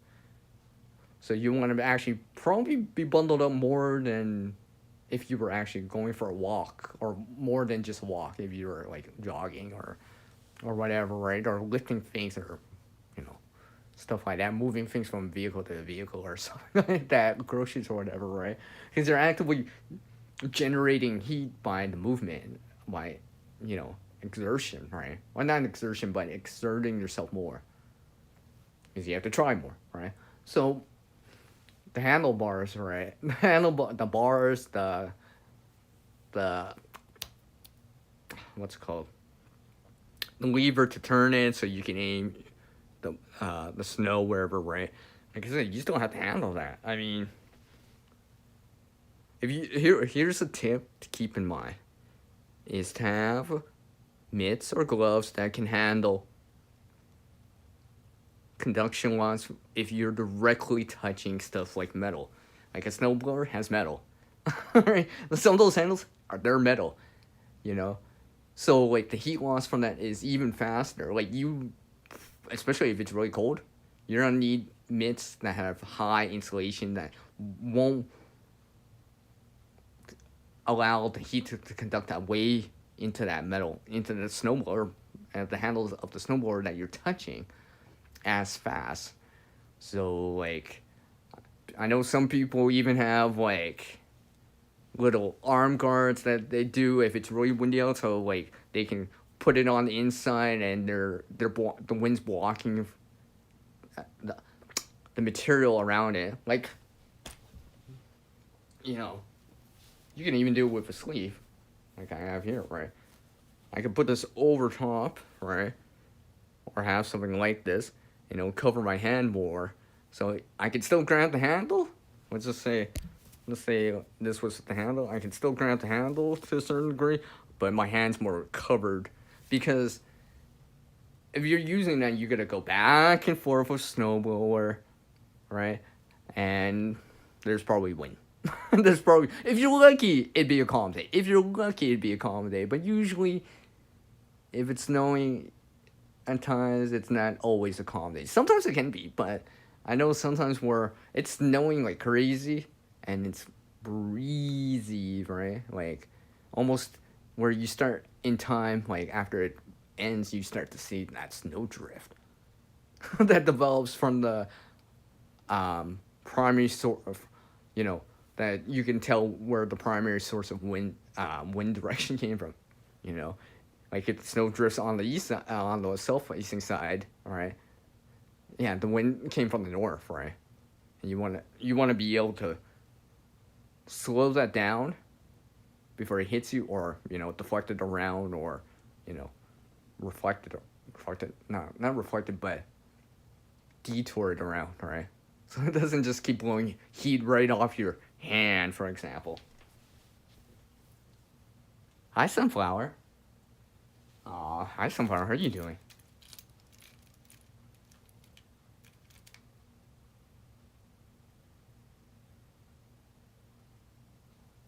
Well, you know what? That could be a source of heat. Just saying. If absolutely necessary, right? It's probably not a primary. Probably not even an alternative. It's probably like down the road on the contingency plan. Well, Sunflower, I'm talking about winter. And just like the title says, it's about winter preparedness too. Because I know it gets cold. I mean, I know where you're about, Sunflower, so I know it can get cold out east too. I know you can see below freezing temperatures, you know. I know for some people out east, you know, you're by a body of water, you know, it can feel colder because there's a little bit more moisture in the air. You know, a little bit more that wet cold, which is always going to be worse than this dry cold that I generally experience out here. But, you know, there's just going to be a certain temperature where, or certain conditions where it's just cold. It's just cold, right? People are just going to say that naturally, right? They're not going to say, oh, it's not too bad, you know, it's cold, right? You know, there's just that. And that's generally throughout the people in that same area, right? People around me here or whatever would probably say, okay, this certain temperature might be cold. It's this one, yeah, it's not feel cold, right? And I'd be like, yeah, it's cold. You know, and this is why I'm wearing these wool sleeves, for example. Oh, hold on a sec.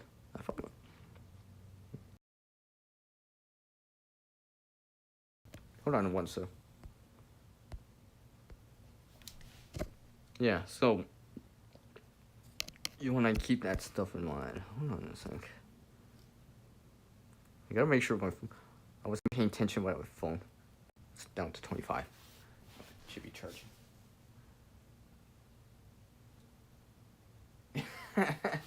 Alright, so I'm gonna show something here. I've shown winter stuff.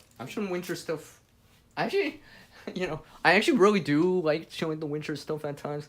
I just wish my devices at times can handle the cold.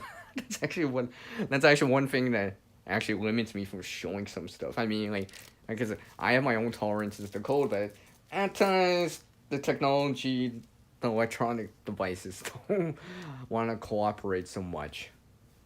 At times.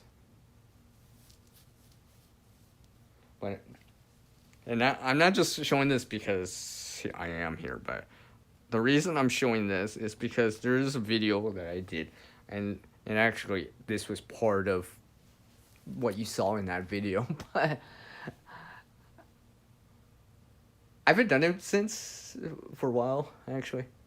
I'm not saying I don't do it or practice it, but there's this one video where there was this, I don't know, preparedness challenge, but challenge anyways, where this channel issued this challenge of applying the knowledge and the skill at a certain condition, right?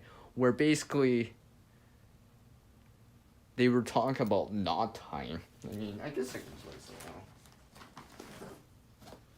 I'm gonna bring something else since I have something nearby, right? And basically, they said, you know, and it kind of makes sense is that you want to be able to keep your hands warm, right? So you have dexterity in your hands. So you gotta do something a little bit more fine detailed, right? Like making a tie line hitch, for example, right?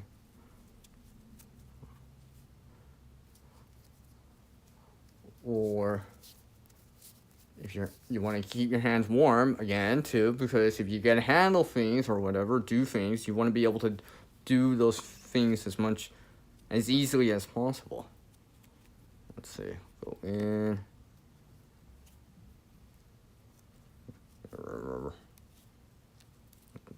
Okay, I think I'm doing it right. I'm doing it at this awkward angle. Yeah, there we go. Making a fixed loop or something like that. Blind, for example, right? You want to make sure your hands are warm and be able to do this, and not only that, be able to will yourself to want to do that. I remember, like I said, I did a cordage challenge of knot tying, and I've shown this before in the middle of the winter on one of the coldest days that I can kind of get around here. I mean, it was cloudy. Yeah, it was mostly cloudy. It was like minus 35, 36. I think I checked the temperature. I think it said minus 37 Celsius, right? And I'm trying to do this without gloves on, and I'm doing this with bare hands. Now, it's granted I wasn't outside that long, but the reason I did it at that kind of temperature is because the heat loss is faster when the greater the temperature difference is, and the less insulation and barriers you have, the greater the heat loss is. So it was like kind of simulating if it was just below freezing or something like that, but for long periods of time. Because my hands were out there for a bit, right? Like I said, and I was handling like this chair that I was using for the display to show it, and it has metal on it, and I was handling that with bare hands. So like my hands were starting to get cold for what it is. Not the coldest I felt with them, but like basically the reason I'm saying is because I also use this as a blindfold. So I was doing it blindfolded, generally speaking, or without actually noticing it or seeing it with my hands, and actually trying to do this while with cold hands and not being able to notice or see it as easily. So basically, I'm trying to feel it out, and it's much more difficult and especially if you start to lose sensation in your hands, for example, it's going to be very, very hard. I mean, yeah, being able to see the knots or whatever is not help, right? Where you're turning and all that stuff, but the reason I did that is because I'm like, well, sometimes that can be necessary. Not all the time, but sometimes it can be necessary, right? It's good to know that I've tried it and realized that, yeah, maybe, depending on the condition, I'd be like, maybe I need to kind of warm up my hand a little bit, right? Shake out my hand and try to get the feeling back in my hand if I had to do it, especially if it was really cold, really windy, and because let's just say because I gotta secure something on me or whatever, right? Or let's just say, I'm walking back with a gallon of milk, right? And I decide to use cordage to hold on to it, but I had to tie it. Yeah, and it's like really cold out. Yeah. Let's see here. Later, Howie. So yeah. Where am I at? Alright. Where am I at here? I gotta remember what time it is. I'll probably go... Yeah, I'll go for a little bit longer. I'll let my phone charge up a little bit. It's at 33. So, yeah. Now, I might actually do this again this year. I might actually do it there. I don't know. We'll see. I've done it in the past, randomly. Just randomly. Like, where I'm just like... I've had actually people take on the challenge, some of these at times, right? And I'm like... That's why I haven't done them for a while, right? Because I want to do it just to see how experience it, right? But I gotta realize that there's a certain, you gotta be careful what you're doing, kind of thing, right? I'm doing it for my own benefit, all right? To experience it, all right? If you don't want to experience it, you don't have to do it. But if you do it, realize that you don't experience something. Realize some sort of thing you may have been a little bit more discomforting, such as cold, for example, right? And the reason why I say this is because, so if it's really serious, right? You've kind of done something like this before, right? And you realize, okay, I did that before, I can do this kind of thing, right? And base it on that experience. So you're combining that willingness to actually do something, all right? So let's just do this real quick here. I'm gonna look at my chat while I'm doing this, right? Can't really see this too low, right?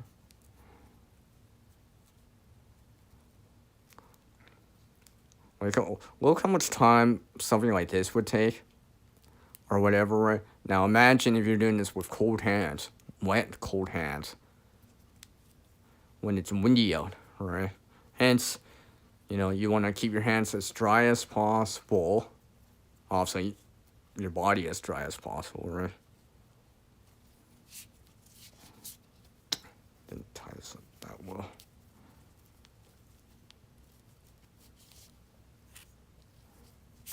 But yeah, I mean, I might actually try that again. There has been times, I can't prove it, but where I've actually recorded content that outside and cold where I actually didn't use it because I deemed it not good enough. Not because I didn't do this whole with the cold. It's because I'm just really because I didn't work out. I've shown this video before where I've shown this extreme cold challenge where I'm putting my hands in I would really consider pretty cold water, but I actually did it again in another video that I shot, which I never uploaded, by the way, because I just didn't think it was that good, because actually I failed at it. Alright, I was actually trying to do what I did in the extreme cold challenge, but I was trying to up the level of the difficulty, right? Or it wasn't as physically cold, but I did it for longer, and let's just say I was trying to do something with some charcoal off. That didn't pan out so well, by the way. So I'm yeah, I gotta remember, hey, next time if I really have to do that the next time, for real, or even simulated, or just seeing, right, that I gotta, make sure I, do certain little things, maybe it's a good idea if I shake out the water off my hands. That kind of thing, right? and not touch the charcoal right away after doing it.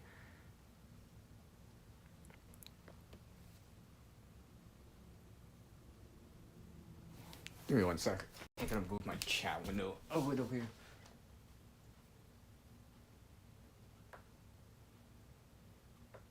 Alright, there we go.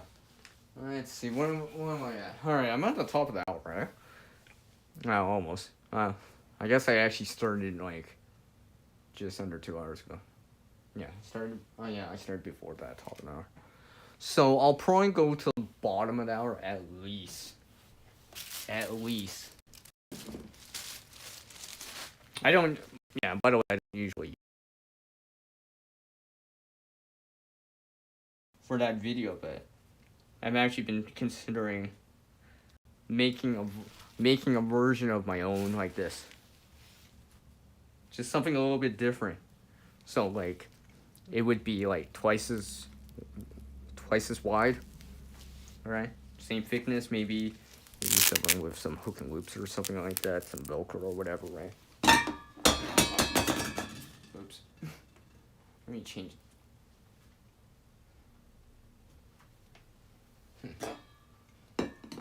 So yeah, I might consider on making something like this with some other things I have. Because I kind of, one thing I do like is that it does actually like adjust a little bit. So I might consider it. Maybe a different version, a different version of having a buff, right? It wouldn't be like this.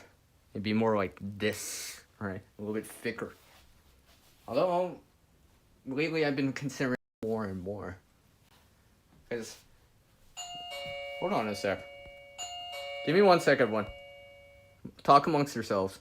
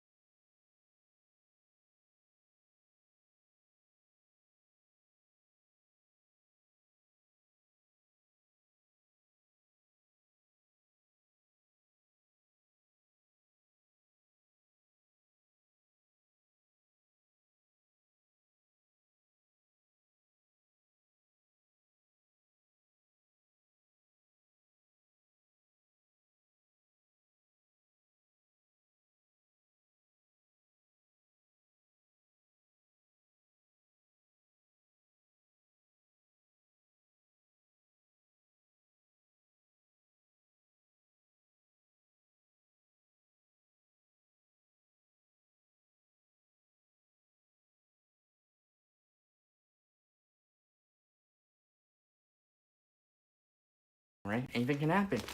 And apparently someone decided to drop something off to me. So I gotta put this away real quick, but I'll continue soon.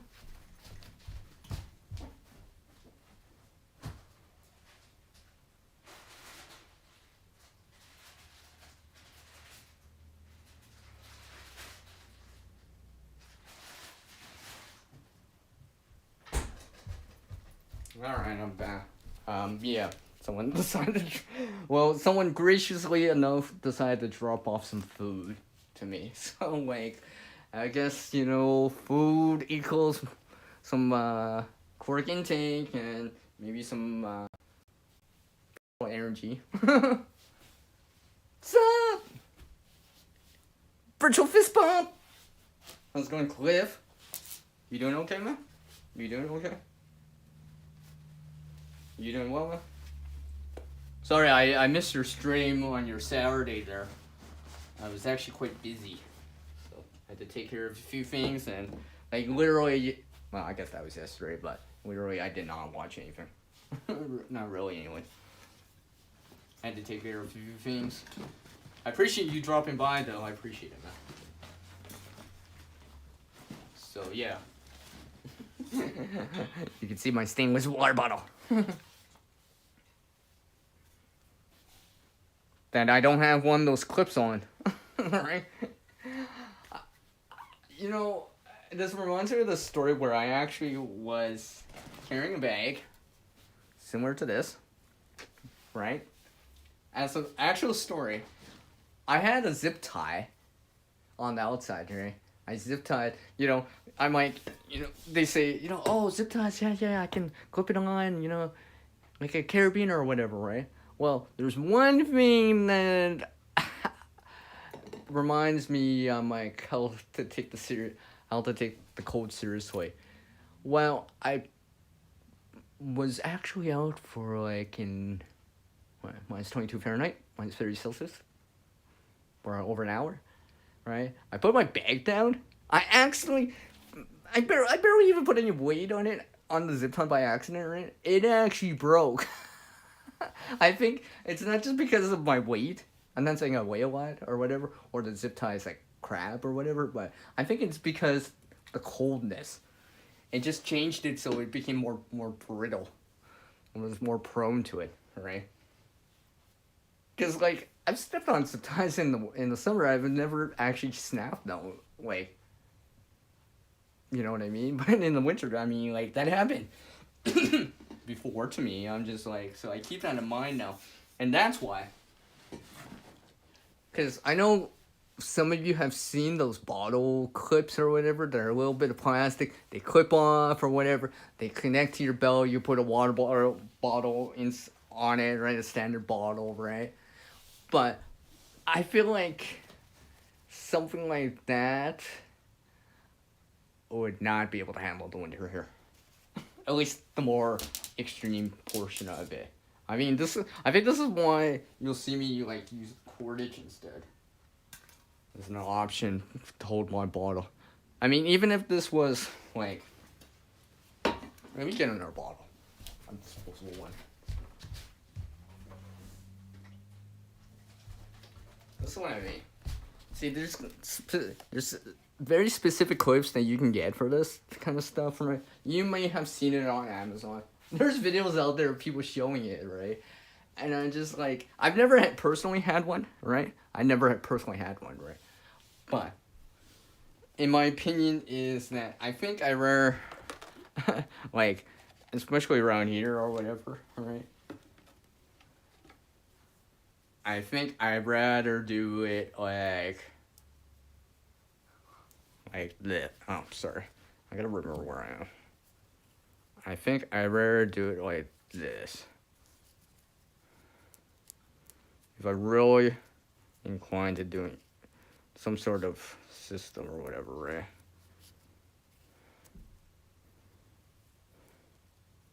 Okay, the loop's not that big in it. I might have to put a toggle in there. Okay, I'll put a toggle in here temporarily, but I have to make them look bigger, but... Oh, I just touch it on. Oh, look at that. And let's just consider that it wasn't toggle. I'll do it like this. I think I'd rather retie it than, like, have it, like, break off. Break off like that. Especially if it's by me. Because the waist, right? Unless you're actually covering it with your jacket or whatever, and most likely you probably might be your jacket or whatever, right? There's certain temperatures where I've noticed that the layer underneath my jacket isn't, like, the warmest layer. There's some coolness to it, right? Especially if it's just below your body, right? And it's kind of, let's just say, hovering on the outside away from your, let's say, pants, honestly, right? Because a lot of those belt things would go on pants, right? And depending on your jacket, if your jacket doesn't cover your hip, per se, right? That portion may get cold. So this is why I do it like this if I had to. If I really had to. I mean, like, look. I'll just remove the toggle, because that's a quick release. All right. Oh, look. 1, 2, 3. Oh. All right. Or if I didn't want a quick release, I could just put a slip knot in there or a taut line hitch or something like that, and then just attach it to me. This is how I usually do it. All right. Usually do it, and I'll just dangle this or put this on the end of me, and I have some cordage on this, just in case if I want to do something like that. And especially if it's cold.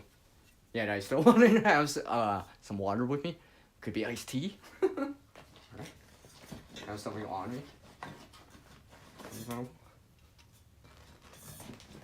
I still have to fill this bottle, but it'll be full before I go back out with it again. That's for sure. Hey, it's Shannon. Welcome. I appreciate you dropping by, Shannon.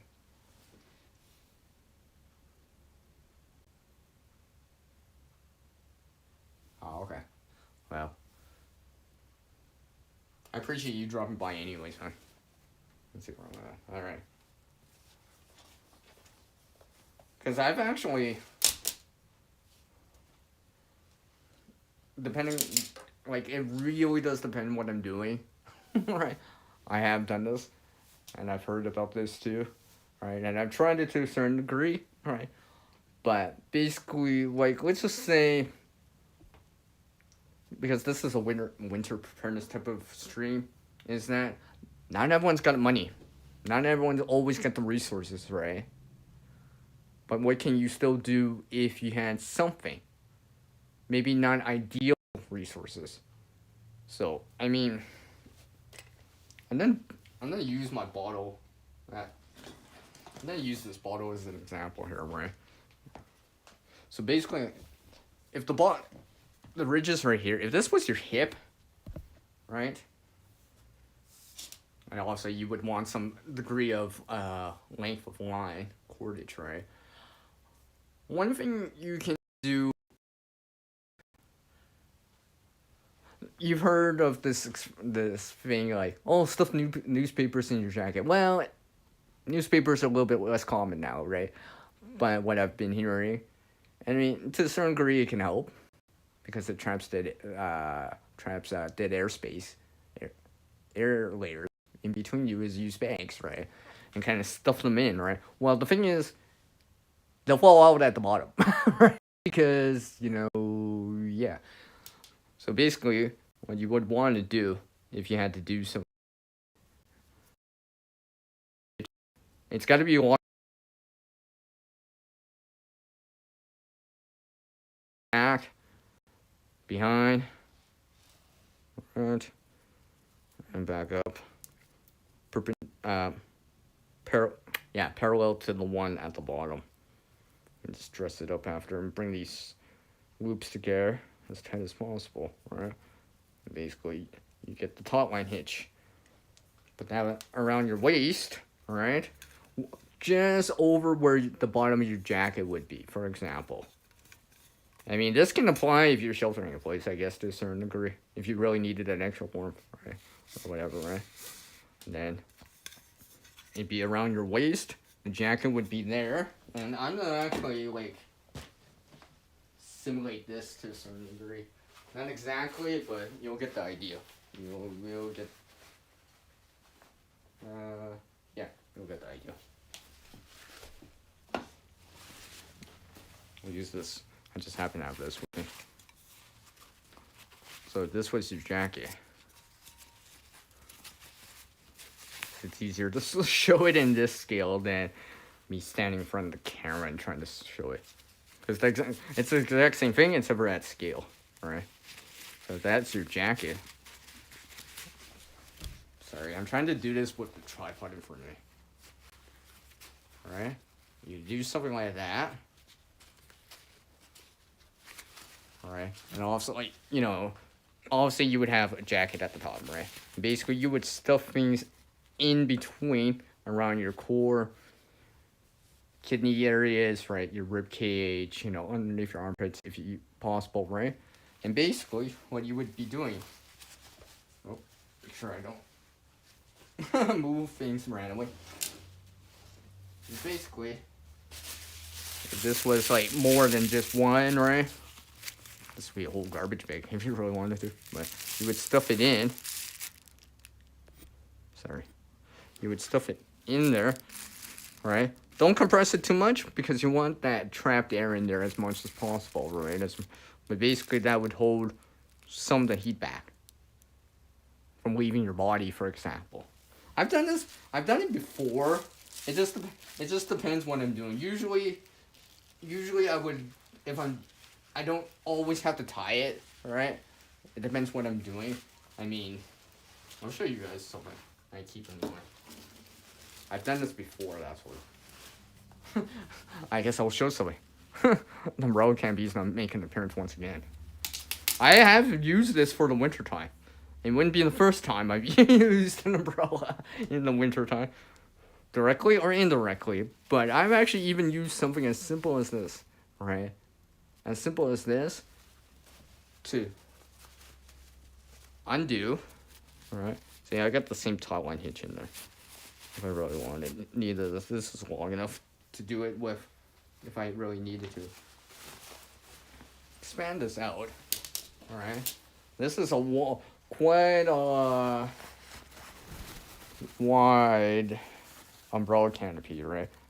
I would drape this on my back, or maybe on my front, depending on what you're doing. Put my jacket on, right? And then these layers in between, right? So if this was my jacket, right? I put this layer there, right? Underneath is my skin, hoodie, whatever, right? I covered this barely. Now there's more air gaps in there. There's more air gaps in there, too. And, not only that, technically, if it's sunny out, well, if this material gets hit with sunshine directly, it'll warm up, too, because it's a darker surface. So, something I keep in mind. I think it's quite useful, too. Quite useful. I mean, this is why it's one of the items I have. Multifunctional frame. I've used this before. It has helped in a certain degree. Let's just say it's a little bit more breezy out than I thought. It would have been, let's just say the jacket I'm wearing is not as wind resistant as much as, or the wind's penetrating the layers that I have, whatever. I can use something like this to kind of break that wind, breaking the heat off, well, from blowing the wind off of me, blowing the heat off me as much as possible. And this is why I actually have this every so often. I have used this. I've actually used this before. You know, is it ideal? No. Is it gonna be as warm as this? No. Right? Is it gonna have the characteristics like Mylar does? No. Is it gonna be a wool blanket? No. Right? But what it is another form of cover for me, right? And part of the layering of said cover, right? That I can bring with me, right? That can help. And this is why it's part of something I have. By the way, if you guys see this again, remember this video and be like, oh, this is where CR showed that one item. Because I decided to bring it out. Why not? It's not a sneak peek because I've shown it before. I've shown me. It's one of my more popular videos of me dismantling an umbrella, but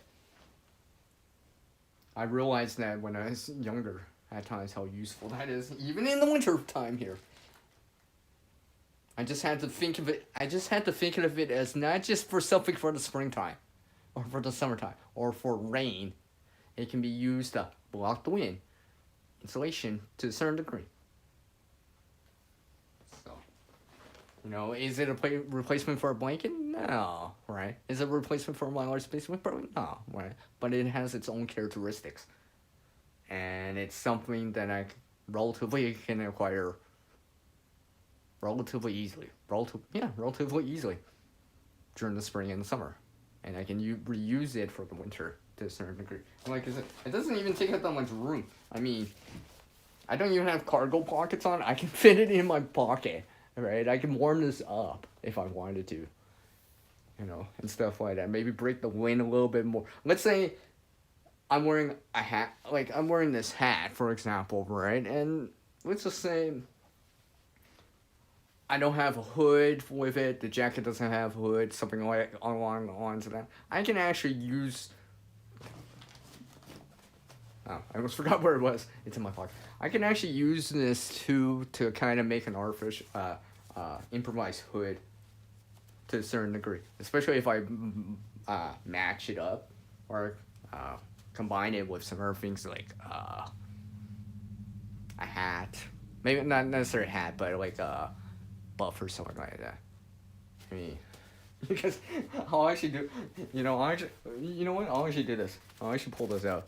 I'm not gonna change the camera angle, but I'll let you guys talk amongst yourselves. But I'll do this. This wouldn't be the first time.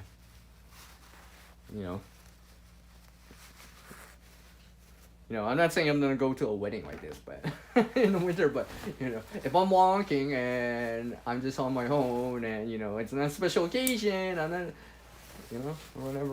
I'll just do this right now. All right. So basically, what I would do, depending how I want to do this, I could fold it in half, or whatever, right? But I will show you guys this.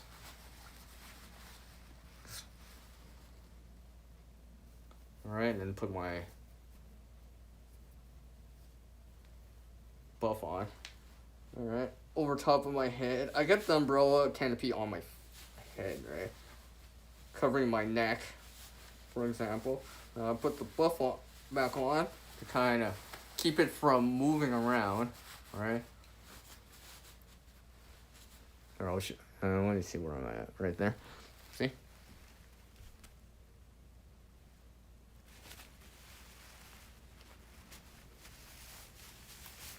I have to tighten it a little bit at the top, but even if I had just this with me, alright, I can use that too.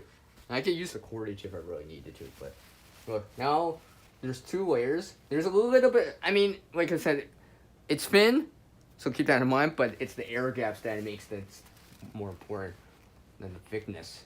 Well, I'm not saying the thickness of the insulation, right? The material is not important, but look, I can create air gaps in this. Cover my face a little bit more, right? Let's say the wind's blowing like this way or this way, you can deflect the wind so it slows down the wind before it hits me, or hits my skin, or hits my body, or hits somewhere that's warm, so that way the windshield factor isn't as much as a factor. Reduce the convection loss. So this, I've done this before. I've actually used this before. Now, I can match this up with the hat that I was wearing, right? Something like this, right? You see my top back of my head, right? Now I got to put a couple layers, something covering my ears, something, right? And I have it tucked into my shirt, right? I could do something like this, cover my whole, like, look, I can just have a little slit just to see, daytime or whatever, right? Windshield's blowing one way or another, I can have something to block that windshield a little bit more, yet still have some visibility to actually see what I'm doing, If I'm wearing something else or whatever, I can cover up a little bit more as much as I can take it, right? Because obviously I still have to see. All right. I'm gonna I gotta take this off. It's actually, my neck's starting to get warm. I'm wearing it. But yes. Something I keep in mind as I look at my footage to see. Yeah, I'm in frame. Wasn't sure if I was in frame all the way or not. So that's something as simple as this.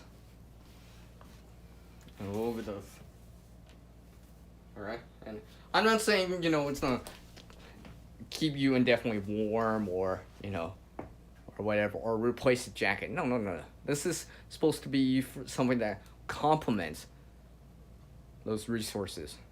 A hat, a toque, a scarf, a jacket, a hoodie, This is supposed to complement this, complement it as an additional layer source to certain areas. Like I can actually do it like I said, I've done it several different times depending what I'm doing, right? Where I actually like puff it out on the inside, right? And let's just say nothing's pressing against my chest, like a bag or whatever, right? Or straps from a backpack or whatever, right? And the weight of the jacket that I have doesn't totally squish it. There's little air gaps in between. And those air gaps that I have are on the inside of the jacket, so they'll warm up faster, right? As the heat escapes in time, right? Heat's always escaping. Even that insulation, like I think this is why my art can reflect up to 90% or whatever, right? There's always going to be some sort of heat loss from whatever, right? By reducing that heat loss slowly reduces the heat that escapes out, and you're retaining some of that warmth that you're generating. Because that's important. Because in extreme cold, especially in extreme cold, but in winter in general, right? You want to stay warm because the longer you've been cold, the longer it takes to warm back up. Right? Because if like right now, if I start breaking, I'm starting to maybe almost start to break a sweat, I can open up a jacket a little bit, let some cool air in, and cool off just a tad, right? But if I'm really cold, it's gonna take, and been in those conditions for a long period of time, especially if it's really, really cold, it'll take longer to warm back up because you're like literally cold to the bone. So basically, something like this is just keeping, the muscles underneath me, underneath my skin, the bones underneath me a little bit warmer, right? A little bit warmer. Some, I wasn't gifted, of like some other people that can run hot in the winter or with a bunch of natural blubber like a seal, right? So I gotta use some natural or man-made or some artificial insulation to help me out, right? Especially if I want to go for these walks, or I'm walking back home 6.2 miles, 10 kilometers, and minus 20, minus 2 Fahrenheit weather. And it's windy. Yeah. You realize real fast that it's just like, at times it's like, I think this will be adequate to, I should have wore something else, right? This is why I've been trying out some of this winter stuff in specific temperatures, like very specific temperatures, right? Because like a big parka, for lack of a better example, right? It's probably gonna be warm in at 0, -5, -10, -15 Celsius, 32, 20, 0 Fahrenheit, right?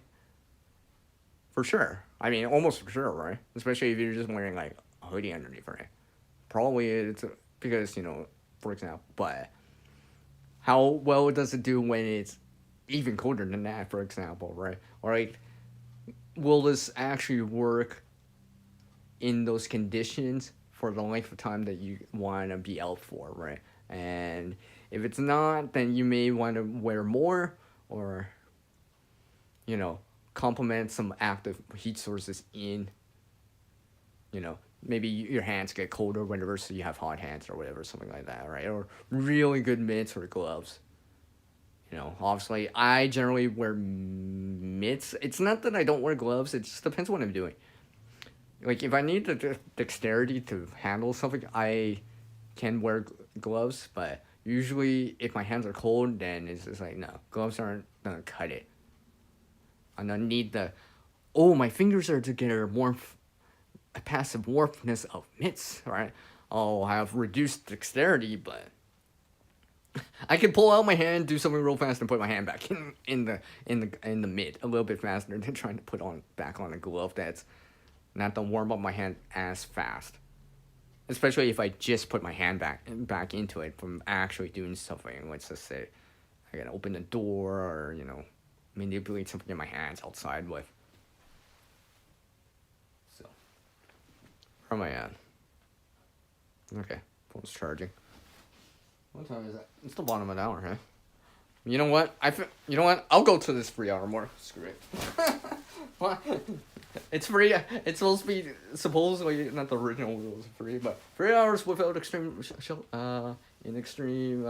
elements or exposure, right? So maybe 3 hours might be a good way to sign out. As I put this back away. I actually learned a tip here. I'll share this. I gotta remember this. Let me move this out of the way here. Move this out of the way. I've actually learned how to fold this. Now. This early. In half. Alright. And we'll fold it like this. Oh yeah. Fold it like that. A little. I'll go with something like that. That's how I usually do it now, more or less.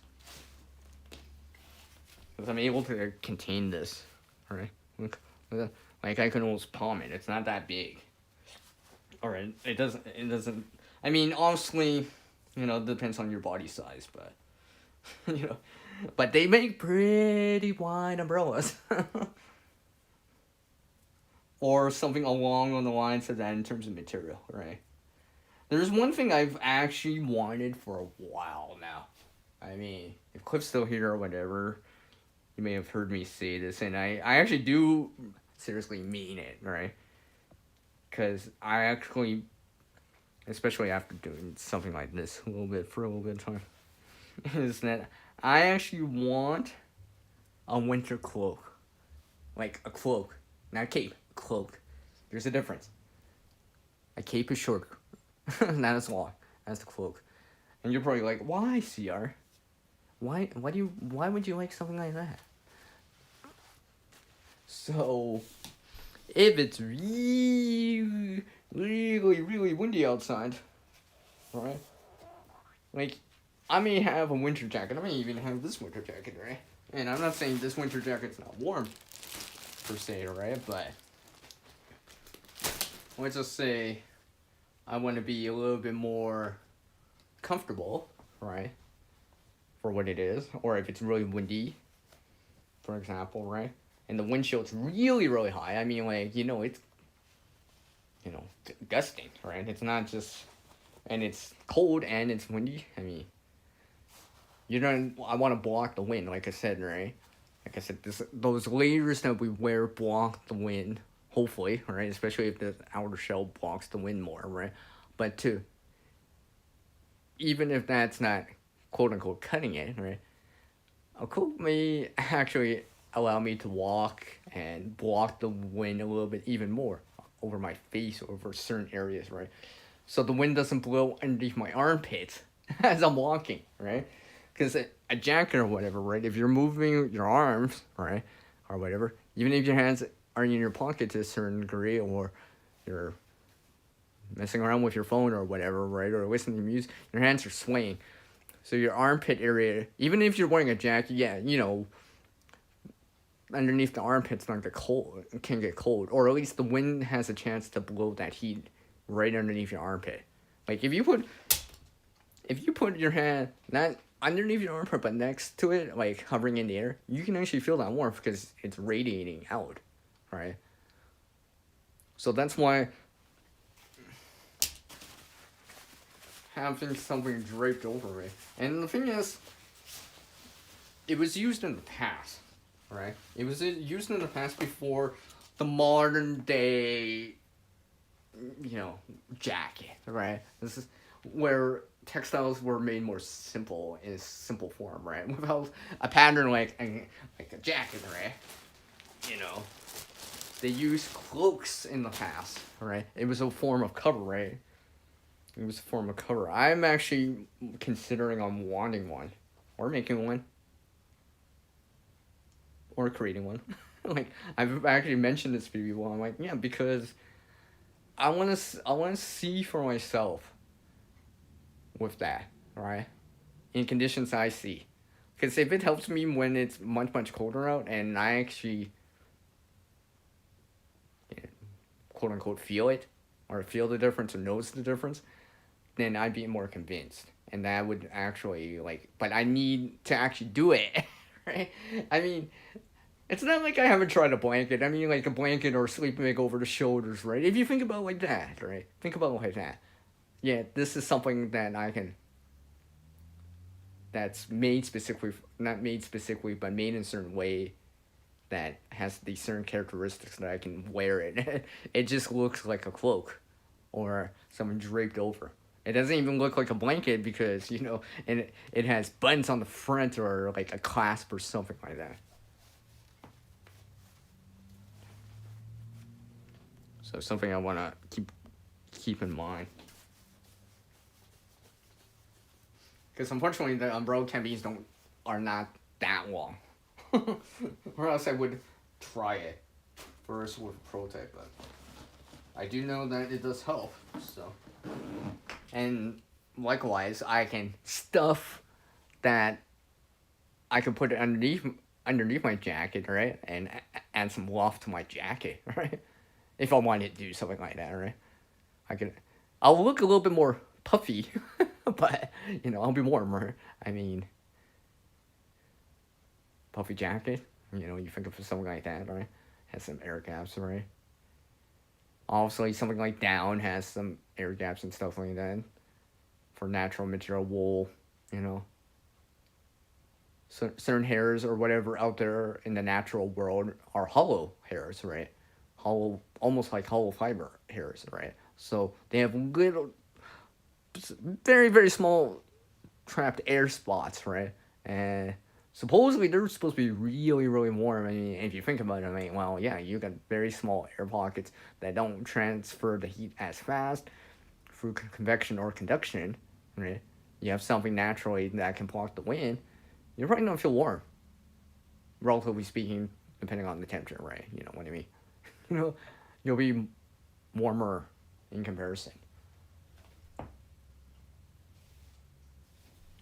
So let's see here. Where am I? Oh yes, let me have that going. All right. Just had to look at the time. So yeah, if I start combining that with like the hot water method that you can use, bottle heater, radiant heater, right? Don't burn yourself. Don't make sure it doesn't drip out. Doesn't make sure it doesn't leak, right? Don't be like me and grab a metal water bottle and didn't try it out and it leaked, which happened to me once, and I'm not using that bottle anymore because it leaked. Yeah, yeah, that's important too, right? Because you don't. I mean, it's one thing to stay warm with it, but you don't want to get your layers wet, right? Trust me on that one too. It's not great. That's. I think if you do it, make sure it doesn't leak. I think, and don't burn yourself. Of all, those are the two more important things. As long as those two things are in check, like you can make sure it doesn't leak or you don't get burned with it. It'll keep it warm, right? Obviously, if it's metal or whatever, even if it's a plastic version, right, it could be hot to the touch. So you may want to, like I said, wrap it with something like a sock, wool sweater. Well, wool would probably be ideal, especially if it's metal. All right, let's see here. Let me just turn off my camera for a second. Take it off the tripod once again. Take it off the tripod once again. Alright. And if you're thinking, how can you prepare more for winter? Well, I think a good thing to start off with is having adequate shelter components, clothing components, some water, and some food to start off with. Alright? So you can make hot chocolate, hot coffee, have a warm meal, have warm soup, have a nice warm jacket. Have a nice dry jacket. Have a nice dry sweater, right? Like, I mean, those things I don't take for granted at times, especially when it's cold, because I realize how nice they feel. Like, you feel like $1,000,000, as they say, right? And you can feel the difference. You start feeling the difference. You feel warm, right? You're not like shivering, or cool, or running cold, right? Or you're like, you can't really sleep because you can't quite fall asleep because it's a little too cold. You know what I mean? Or you wake back up and you're like, oh, right. And like I said earlier, I always feel bad for when I hear this stuff. And I follow someone here on the YouTube side that, does not have a permanent residence right now. So, and I always ask them, are you dry? And it's like, are you dry? No. Like alcohol? No. I'm talking about like physically making sure that, asking if they're wet in terms of like sweat, moisture next to the skin, that kind of thing. I asked them, especially in the winter, around this time of year, right? I've only known them for a few years, but when I come into their streams or whatever, I ask them that right away, because because I know it's important, right? Because if you're dry, you can stay warmer if you're dry, right? But if there's moisture next to your skin, let's say rain, wet snow, whatever, that's gonna pull heat off you, right? And for some people, they can't really afford to lose more heat energy when they only have unlimited of fuel, as in food energy, to generate that metabolic heat in the first place, if that makes any sense. This is why staying dry, having shelter, good, reliable shelter, clothing, cover components is important in winter. You may not always have access to that heat source. You may, external heat source, not your body, right? External heat source. Hand warmers, open fire, or whatever, right? Butane, propane, or whatever, right? You may not always have access to it, or if you do, you may have to ration it, make it last, right? And stuff like that. This is why I'm a big proponent of like these passive sources as much as possible, because especially in terms of winter preparedness, I think it's important because like food, water, well, especially water and food, but food and like electricity are consumables. You consume them. Well, we always consume them, right? Especially the power option, right? So, like, even if you don't have much food or power or fuel, I mean, like, you can't run the active heat sources that long. You only have a finite amount of time. A certain amount of time, right? Like, you try to extend it, you run it on low enough to cut the edge or whatever. Because if you think about it in terms of, like, when you hear, and I remember my science teacher talking about this, was like talking about like in your vehicle, right? Winter preparedness. That's another thing, right? Roadside kit and car kit and all that stuff, right? But they say, only run your engine every 10 minutes, enough to cut the edge, right? I think if you think about it like that, you're going to think about your body in that way, or the active heat sources that you are using. And yes, they are convenient. It's, it's not too expensive to get hand warmers, right? I mean, like, I got some too. Don't get me wrong. I got some too, right? I should go grab this right now, right? I should, right? I mean, I got this stuff too, right? But the thing is, and they can go for a bit, right? For what it is. Technically, they drain down, if I remember right. I still have to try that out. They're amongst some other things. I don't usually use these that often, right? I mean, yeah, they're nice because they're quote unquote instant activation, right? To a certain degree, right? It's like a glow stick, right? It's ready to use. You just have to kind of break it, the glow stick, or in this case with the hand warmers, you gotta expose it to oxygen, right, to release heat energy, to warm up your hand, warm up your shoes, or whatever, right? The side of your back or whatever, right? And that feels cold, your neck or whatever, right? And then you want to feel warm on. But that is still consumable, right? So this is why I'm a big proponent of these clothing, these passive shelter components whenever possible. I mean, an open, let's just say, yeah, even if you had a campfire, in the middle of the winter, right? I'm not saying fire or heat doesn't help, right? Don't get me wrong, right? But if what would you rather have, right? Barely, let's say it's minus 4, let's say even 0 Fahrenheit, minus 17 Celsius, right? Which isn't that cold, but it can be cold for some people, depending how long you've been out there and your tolerance to it. But in those temperatures, right, at night, no sunshine, would you rather have solid insulation and shelter with minimal fire, or huge amounts of heat energy, but your shelter components is just a long sleeve shirt with no way to hold back any of the heat that the fire is generating to you, right? So you pick, right?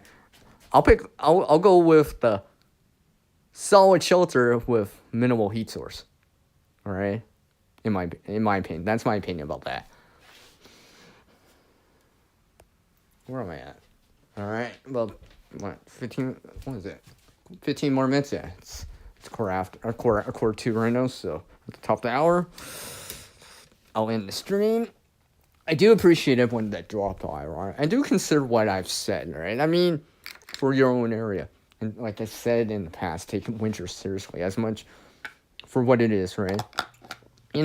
Maybe you can let your guard down if it's sunny for a little bit or whatever. But, generally speaking right now, we're entering within the... it's going to get colder in the northern latitudes, especially if you're in northern latitudes or in the northern hemisphere, right? As we're coming into the winter solstice, right? Less daylight hours and all that stuff. So, basically now, for me, it's just it might be not so bad during the day, but it'll feel cool to cold in the shade or at night. Almost guaranteed now. Like right now, it's dark out for. Actually, it's dark out on the whole continent right now, right? Because it's nighttime, right? Because the sun has already set. The sun has already gone down, right? And for most places, right, it's maybe not necessarily cold, but it is cooler out, right, in comparison. And you're probably like, well, duh, because it's winter. But yeah, because of that, you may be not dressing as well for the weather as you would like, right? Even especially if it's a quick trip, right? It's one thing to hey, I gotta go out in the Grand Gym and get something or whatever, right? I'm going exactly a 5-minute walk, right? That's one thing, right? And that 5-minute walk is at 0 Celsius, right? Just 32 Fahrenheit. That's one thing, but that could be totally different doing that exact same walk for the same amount of time when it's really cold out or really windy out, because you're going to feel that much faster. You're not just going to feel that frosty sensation, that numbness on exposed skin or cooling off of certain body parts, maybe your nose. I know for me, it's the tip of my thumb, right? Especially even if I'm wearing mitts, tips of my toes, right? Because they're generally the furthest away from my heart. Or, you know what I mean? And they're usually, I can only cover them so much, right? I can only put so many layers on my hands. I can only put so many layers on my feet, right? I can wear, a t-shirt, a long sleeve shirt, a hoodie, a sweater, even a jacket over top, but and maybe even still move to a certain degree, but I can only put so much clothing on my hands or on my feet before I cannot move or fit in the boots or shoes or whatever I have, right? Although I'm pushing the limits on, like, how many layers can I wear around my hands and still be able to do something. Yeah, even as simple as grabbing a shovel or a handle of a shovel and be able to shovel, right? Because like, for a lot of people, generally, that's probably one of the winter activities that's very common, right? That eventually, generally has to be done to a certain degree, right? Yeah, even if you got a snowblower, like I said, you still got to touch it, right? Right? So, like, there's still components like either plastic or metal that are pulling heat out. So you definitely want to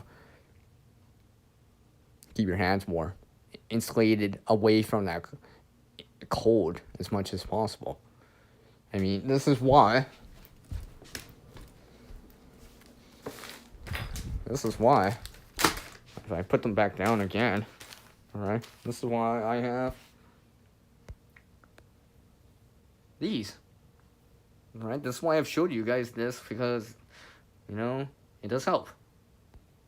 You know, I'm not saying it's don't work miracles, obviously, but it does help. There is a noticeable difference. And, you know, it's nothing commercially made. Well, I shouldn't say commercially made, but it's nothing like...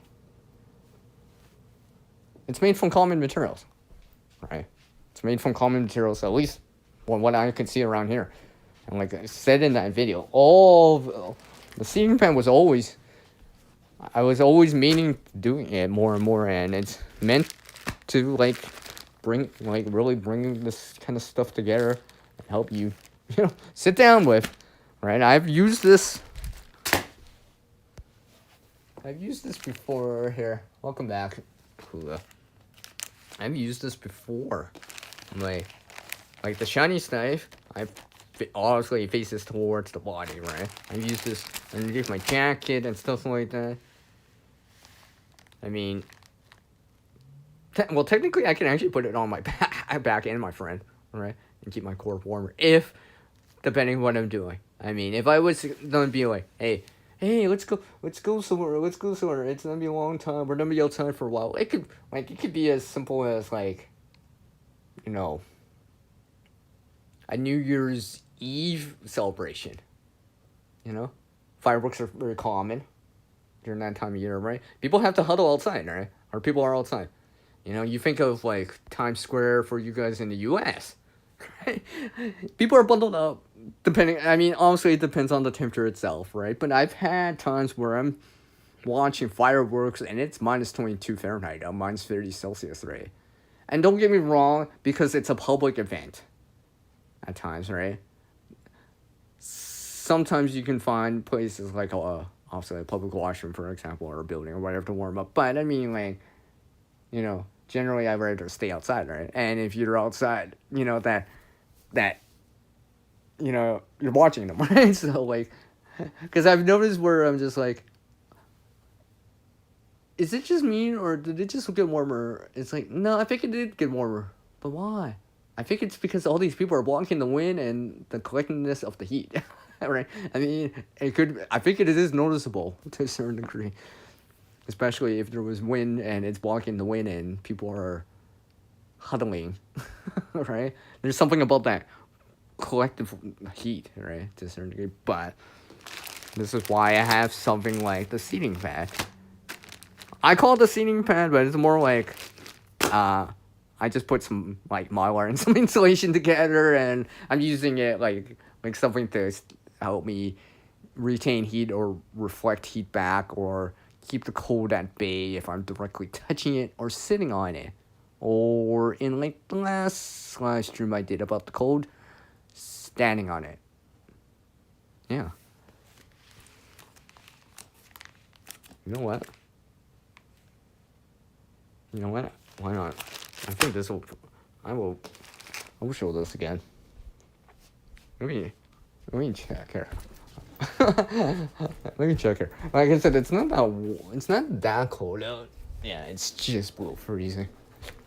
But Like I said, I can use this. It'll give me a hand. I remember I had a version like this when I was out in like minus 22 Fahrenheit, minus 30 Celsius, out in the open with friends. I had a version similar to it. I had some extra things on too, right? Because also I kind of really did it with the layering, right? But imagine minimal shelter, minimal cover components like walls and tree line and buildings blocking the way.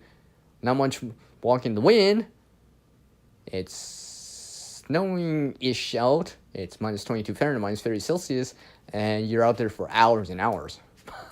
So yeah, I definitely took. I remember my friend was like, "Okay, let's do this, right?" I'm like, "Okay," and he's like, "You better bundle up. We're gonna be out for a while." I'm like, "Yeah." As even before I heard that from my friend, I was just like already thinking. I'm like, I had some stuff with me, or whatever. Right? Also, I wasn't at home, so I didn't have any of this air gear that I could tap into, right? And that's the thing, in terms of preparedness, right? Like, I was dressed for the weather-ish, but I wasn't dressed for extreme long period of time in it, right? When I'm talking about, like, not just 10 minutes, not just 15 minutes, not just even 30 minutes, or I'm talking about hours and hours, right? And where I'm gonna be, like, exposed directly to the windshield with minimal cover or minimal walls even blocking the wind, right? So taking what I did have with me in my bag, among some other things that I was dressed for, right? Well, I made it work, right? Would I do it differently? Yes, I would, right? Especially considering what I have acquired and excuse me, been acquiring and being able to put together, create, and make together as clothing, right? I guess, right? I mean, like, I'm even trying out something else. Looks like it's gonna take a bit of material, but I mean, like, I've been doing some small scale testing on it, and it's like, okay, this might actually help with the installation. I mean, a few of you out there have seen it. Select a few have seen it, right? Something I've been trying out. It's actually sitting in a room, right? I mean, it might not. You know what? It might not seem like much. That might not seem like much, but that's a lot more than you think. That's a lot more than you think. Oh yeah, because I know some of you I've shown. So you guys get to see, the rest of you get to see it right there. But some of you that saw that sneak peek, yeah, they've heard me talk about it when I was talking to these people. I'm like, yeah, this is why I'm bringing this in too, right? Because it's just like I said, there's a couple things that have, how do I say? I want to have that option available, or at least learn about it, or be able to recreate it, or create it from scratch, or more or less from scratch, or put together, right?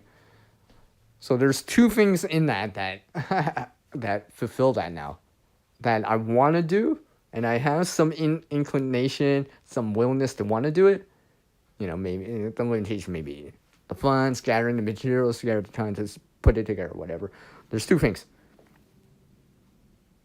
A quilt / blanket, whatever, right? Well, actually, there's three things now. Quilt, blanket / sleeping bag, right? And this kind of drapery, kern, cloak kind of thing, right?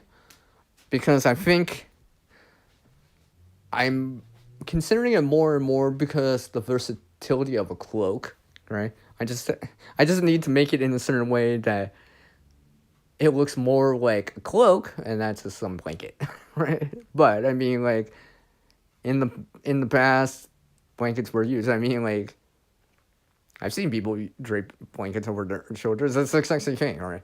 The only difference is that a cloak is kind of maybe have other things like buttons, attachment points to buckle it, or and it may be more circular, right? Right. So it looks less and less like a blanket, but it could be like a round blanket if you had to, right? So this is why I've been considering it. Because I actually have tried a blanket before in the winter. Once. Yes, at least once. I went for this 1 hour walk to go visit someone. It's like minus 22 Fahrenheit. I swear. Yeah, minus 30 Celsius, give or take, right? It was windy, right? I mean, like, I decided to do that. Because I went to go visit someone. Took an hour. I had to trek through. I gotta remember how long. Well, that wasn't that far, but far enough, right? But the timing was about an hour, right? But I actually did decide to try this out, right? Because I'm like, you know, is this significantly more comfortable, right? Regardless of how it looks, in terms of how it looks or appearance-wise, right?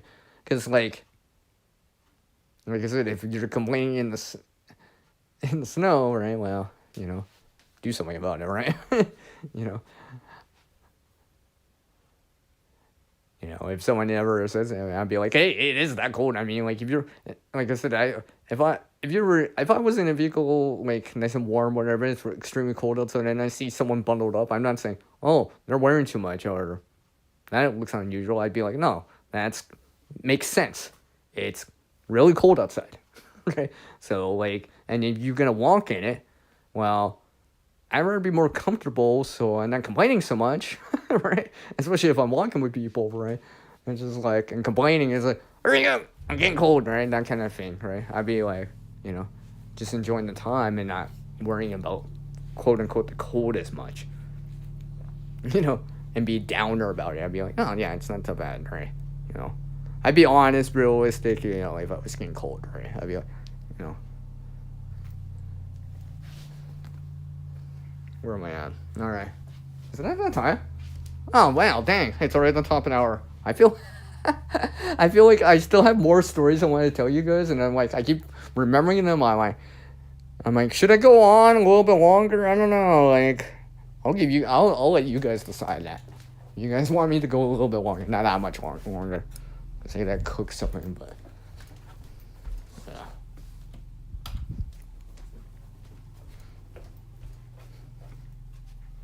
yeah. Take a look here.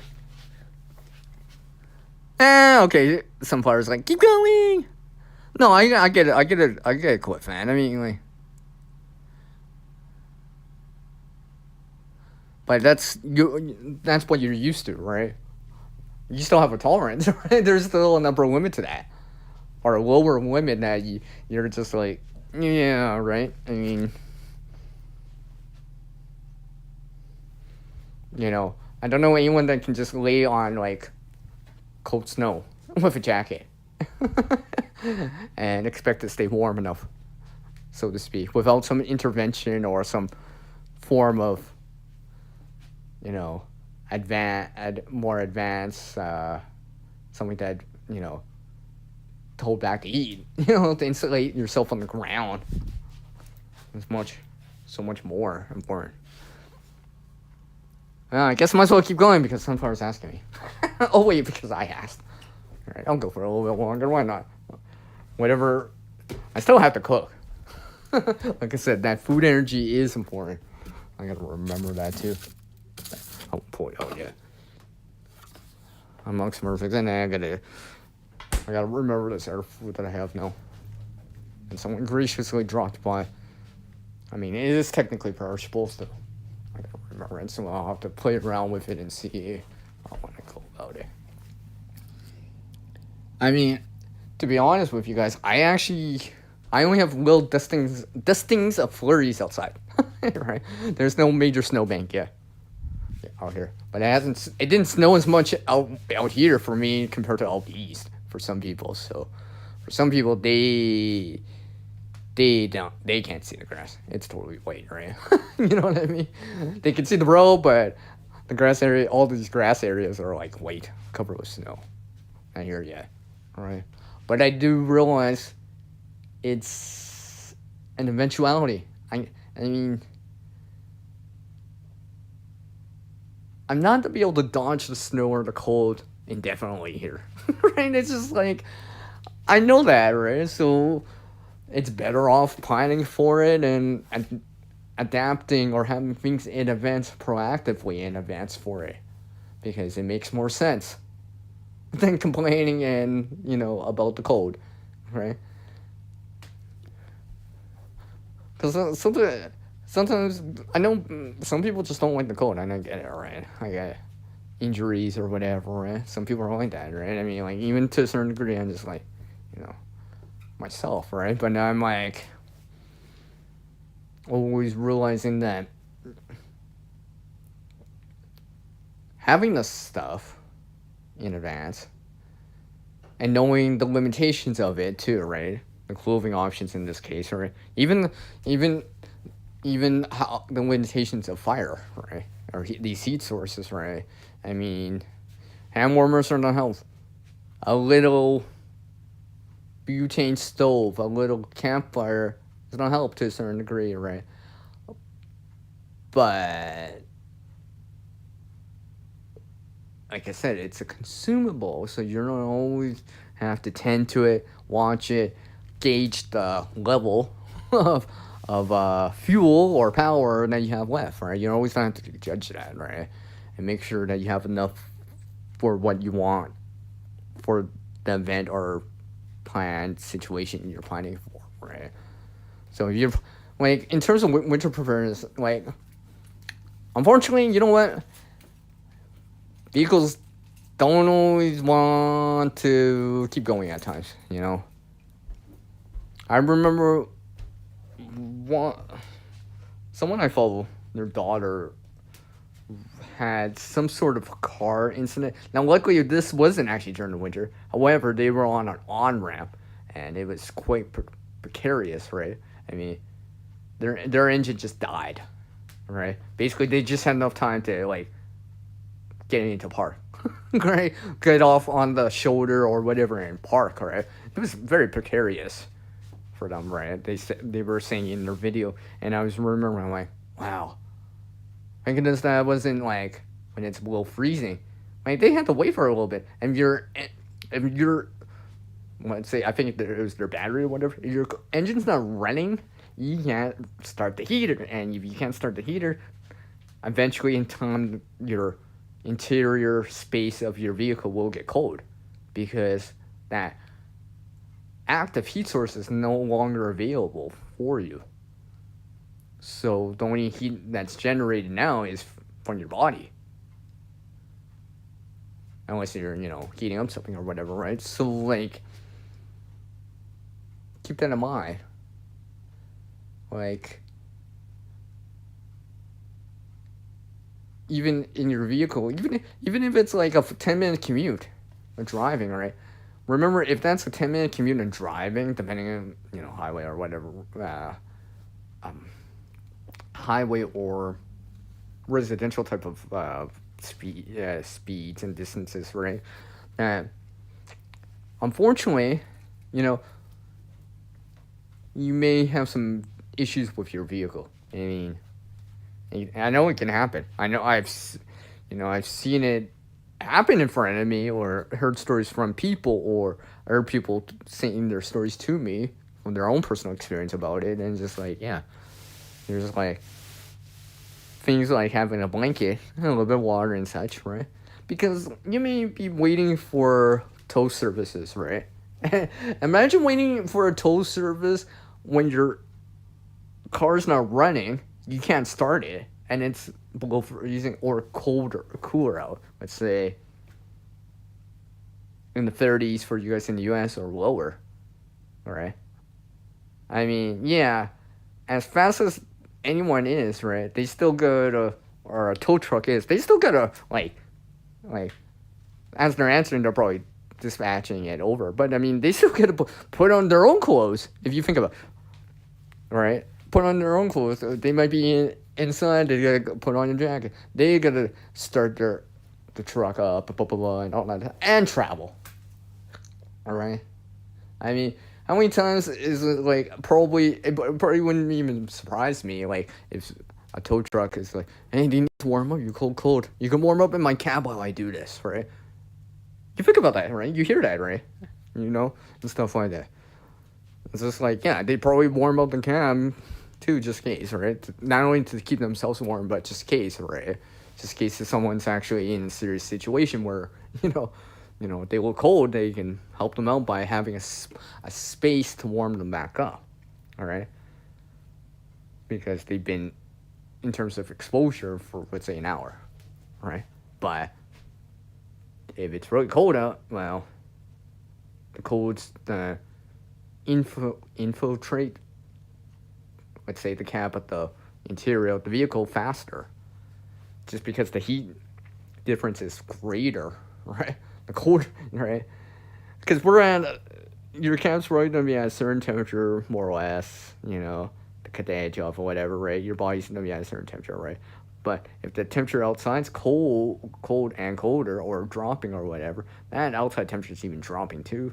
Let's say it's overnight, after sunset, it's just like, where there's a difference of like, oh, I'm 98.6, 37 Celsius, right? But the outside temperature is minus 40. That's a difference of like 80 Celsius. Almost 80 Celsius. 140 Fahrenheit. I mean, that's an extreme case or scenario, right? Like, hopefully you would want to plan that out. You wouldn't want to do that, out of nowhere, right? You wouldn't just wing that too much, right? That's something you don't want to be doing if you don't have to, right? But unfortunately, and sometimes, right, some areas, it's not, school's not canceled for the day because it's too cold. It's only minus 20, right? I mean, for here, right? Recess, even for me when I was very young, right? Recess was never canceled unless it was like unless it was actually quote unquote minus 30 Celsius, minus 22 Fahrenheit. Minus 20, minus 2 Fahrenheit. Yeah, we still had to go outside, right? I mean, it was always like, glued into my mind, like, for my own parents to say, do you have CR? Yes. Sweetie, do you have your gloves or mitts? It's like, yes. Yeah. Because kind of sucks if you got to go outside at recess or you forced to go outside and you only have one glove, right? And you're huddling on the side of the building and it's just like keeping your hand underneath your armpit or inside your jacket or in your pocket to keep warm, right? I mean, I've explained this, I've told this other story, right, where when you see someone very distressed because of cold, you realize how painful it can be, especially if it's the first time you experience frostbite or frostnip. It kind of bites. Like, no word of a lie there. You could do a cooking live. Well, the sunflower. Maybe I'll do a food video some other day. And you need to message me, by the way. But yeah. Sorry. I can't believe I almost forgot about my coffee. Like, I was just so, like pulled in from this winter topic. And I had so much to talk about at times that I'm like, I forget the most important thing. My coffee. It got cold. Oh well. At least it's not frozen, right? I kind of don't want an iced coffee right now. I think I'd rather have nice warm coffee, right? As much as possible. Where am I at? Alright. Sorry, quarter after. If I put some other things away. I mean, these little seating pants, I just have them around right now. Another thing I also have around are...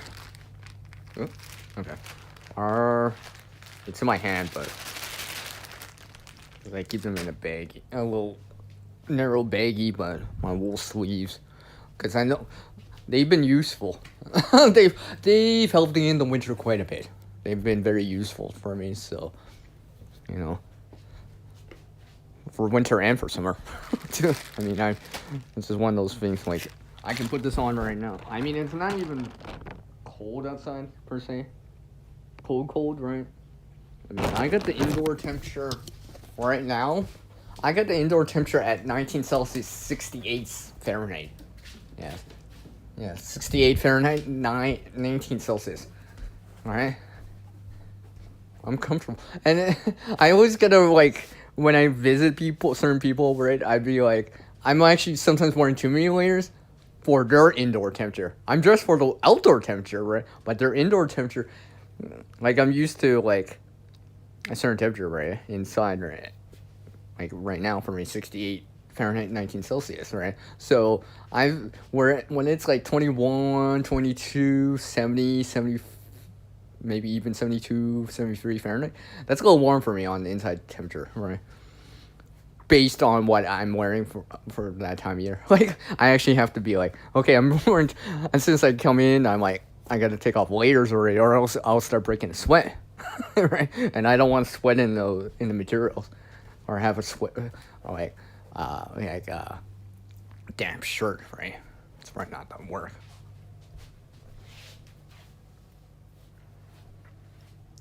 So, I think I'll go right to the bottom of the hour. Yeah, 15 more minutes. That's it. That's it. So, and I will drift out from this topic here as the time winds down here and ask you guys something too, because I'm considering it on adding it back into the mix. But yes, put my wool sleeves away. Man, I love these wool sleeves. I mean, like I said in this live stream that I actually did, like, last week-ish, right?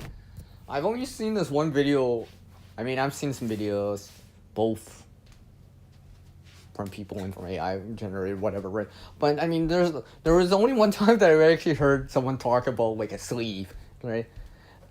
And this is after I actually had one and used one, right? And I'm like, yeah, because, like, it is useful.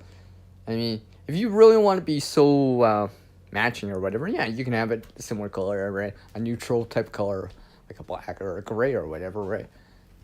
Because, I mean, it could be very useful, especially for certain people or whatever, right? I mean, it's been useful for me.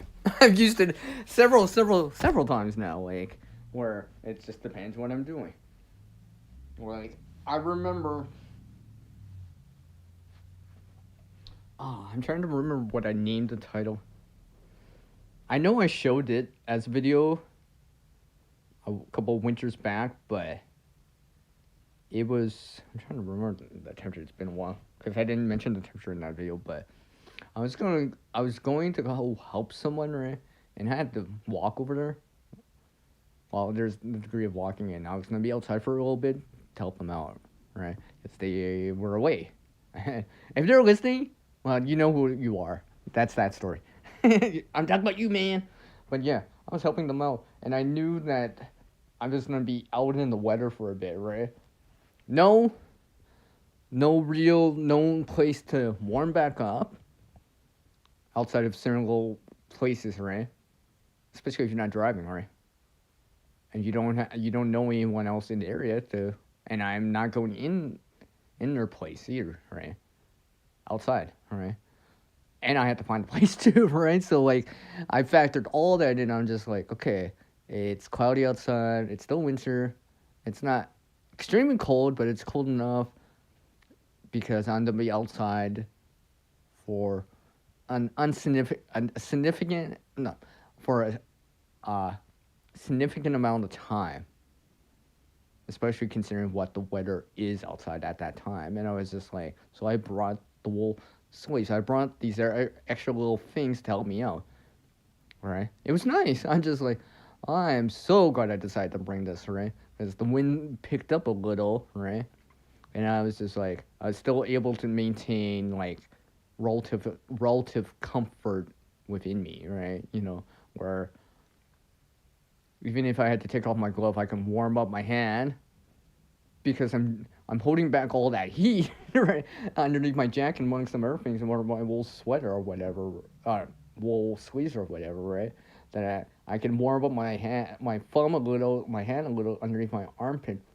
Like, yeah, my core body temperature is gonna dip slightly because I'm introducing some cold underneath my armpit, but my hand warms up, and that little chill underneath my armpit, it comes back into a normal state relatively quickly because I'm holding back that heat that I'm generating, right? The insulation, right, and stuff like that. I can basically I'm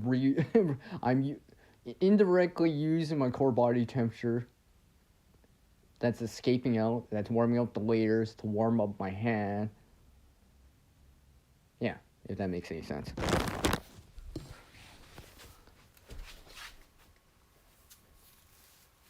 I'm right here.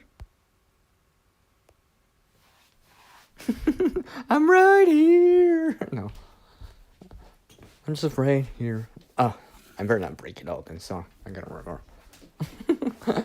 So yes, this is why I wear this. It's been very useful. Like I said, I actually have them on right now. Right. It just depends what I'm doing. Right. If my hand's a little bit colder or whatever, I can actually use it on top of it and stuff like that. It's not just sleeves. I can use it for other things too, right? So it's been multifunctional. I mean, it helps me in the winter, where I probably could use a lot of that help at times, right? And I'm like, yeah, this is like, and that doesn't take up that much room. I can actually put them in my pocket if I really wanted to. They double. I mean, I can make improvise mittens, or onesie mittens, or something as a barrier if I needed to. I mean, it's like I said, it depends what I'm wearing and doing for the day. Like, sometimes I'll, instead of necessarily, because, let's just say I'm just outside shoveling snow or whatever, right? Just outside a warm environment, right? I just have to go outside because I gotta do those activities, those jobs or whatever, those chores or whatever, right? Sometimes, I'll put on the wool sleeves, then put on my jacket, right? It just feels so much warmer. I'll extend out the sleeve part a little bit. Let me actually show this. I'm gonna extend the sleeve part out a little bit and cover my hand a little bit more, for example.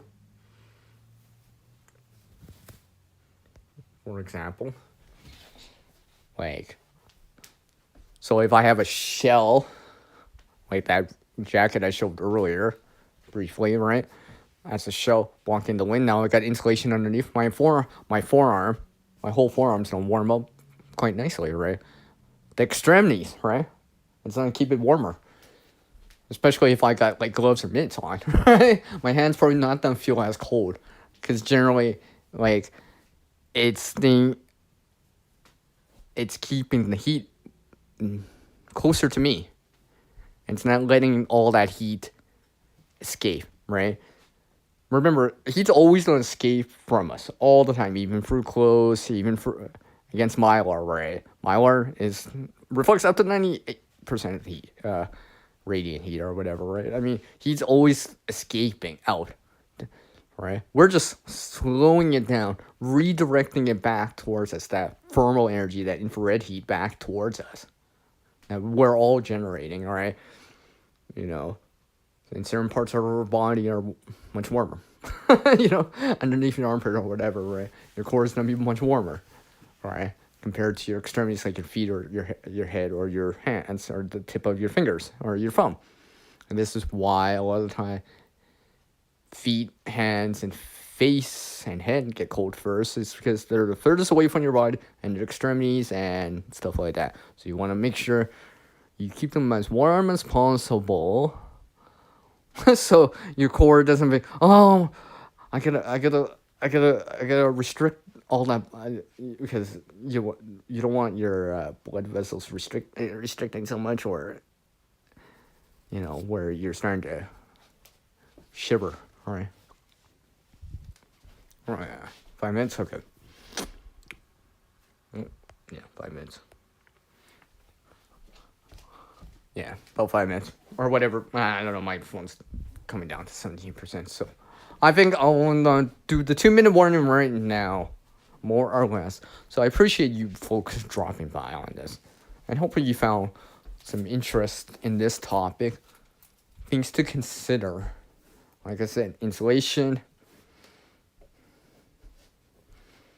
staying relatively well hydrated and fed, relatively speaking, right? Will help in the winter.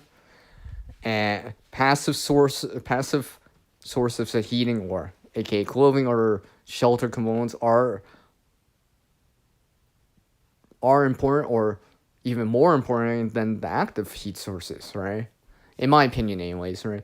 I mean, really out there, ask anyone, they're both important, but I generally believe that passive sources are more important, just because they're the ones that are always constantly holding back the heat, or not holding back the heat, but retaining the heat longer, so it doesn't just blow right off you in the winter, right? And stay bundled up in layers too, as much as possible. And remember, don't burn anything inside to keep warm, because, I mean, if you do that, I mean, that's a judgment call, but, and I've never had to do that, but I would advise avoiding that. Let's just say, right? Because CO is a thing, all right? As much as possible. I mean, this is why, I'm a believer of, or at least using other means to hold the heat that you can either generate for your body or through an external source like fire, propane, heater, blah, blah, blah, right? To a certain degree.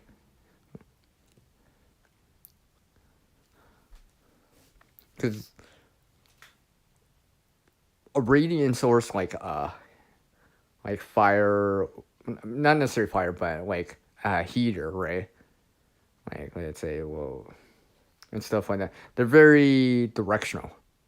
If that makes any sense. Off the heat rises and stuff like that. And you can't get that close to it, right? If you're trying to warm up, you could use it like a hand warmer or whatever, right? Put your hands over it, but you're not bringing it that close to your chest, right? It's gonna be, if you were trying to warm up, right? You're not bringing it that close, right? Versus, if you had a hot water bottle, you could bring it a little bit closer, right? You can gather it up, kind of hug it like a warm teddy bear, right? I mean, technically, I guess you could do that if you really wanted to, right? I guess you could make something like that if you really wanted to, but as a way to stay warm with. For all that stuff from the Texas freeze, that some of the videos that I did see at times from that, amongst some other things that I did see from other places or whatever, right? Where people are like using their barbecue outside and stuff like that. Well, to stay warm, I wouldn't just use fire directly to stay warm. Not all. I would actually be heating up water and using that, and indirectly using fire to keep warm with, right? Yes, it has its own risk, but, or whatever, right? But I mean, like, there's one thing: hot water emitting thermal energy does not release CO, carbon monoxide, right? Because you're not actively burning, right? It's basically like using a battery, or in case a thermal or liquid battery, right, to store that heat energy. So that's why I'm still a believer of it, because I'm like, it does help, but obviously you have to warm up that liquid in the first place, right, to a certain degree, right? So, like always, everyone, unless anyone else has something else to say, stay warm out there. Be prepared for this coming up winter. Go do what you can to be ready, right? Avoid the falls, stay warm, make sure, things are in order before the main part of it comes, right? Because, let's face it, everyone, the season barely started, right? There's a couple more months for a lot of people, right? And it could bring a little bit more snow, maybe a little bit more cold, or something like along the lines of that. Or, hey, it could be It couldn't even be the cold. It might be you're just gonna see more freezing rain, right? So you want to be all ready for that. So when the temperature drops or anything like that, you're ready for it, proactive. And with our world changing, we're gonna do something about it too. Our skill and knowledge do get better as we practice them, right? And apply that as much as possible. And when possible, try to help someone out. You know, if you can spare some clothing for some other people directly or whatever, it might help them out, especially if it's winter clothing. Which actually I have done.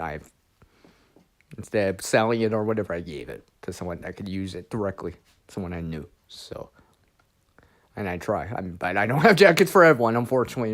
Everyone out there, but I had some that I could spare to someone else free of charge, because I couldn't fit them anymore or whatever. So, do what you can, and I'll catch you all next time. Take care, everyone.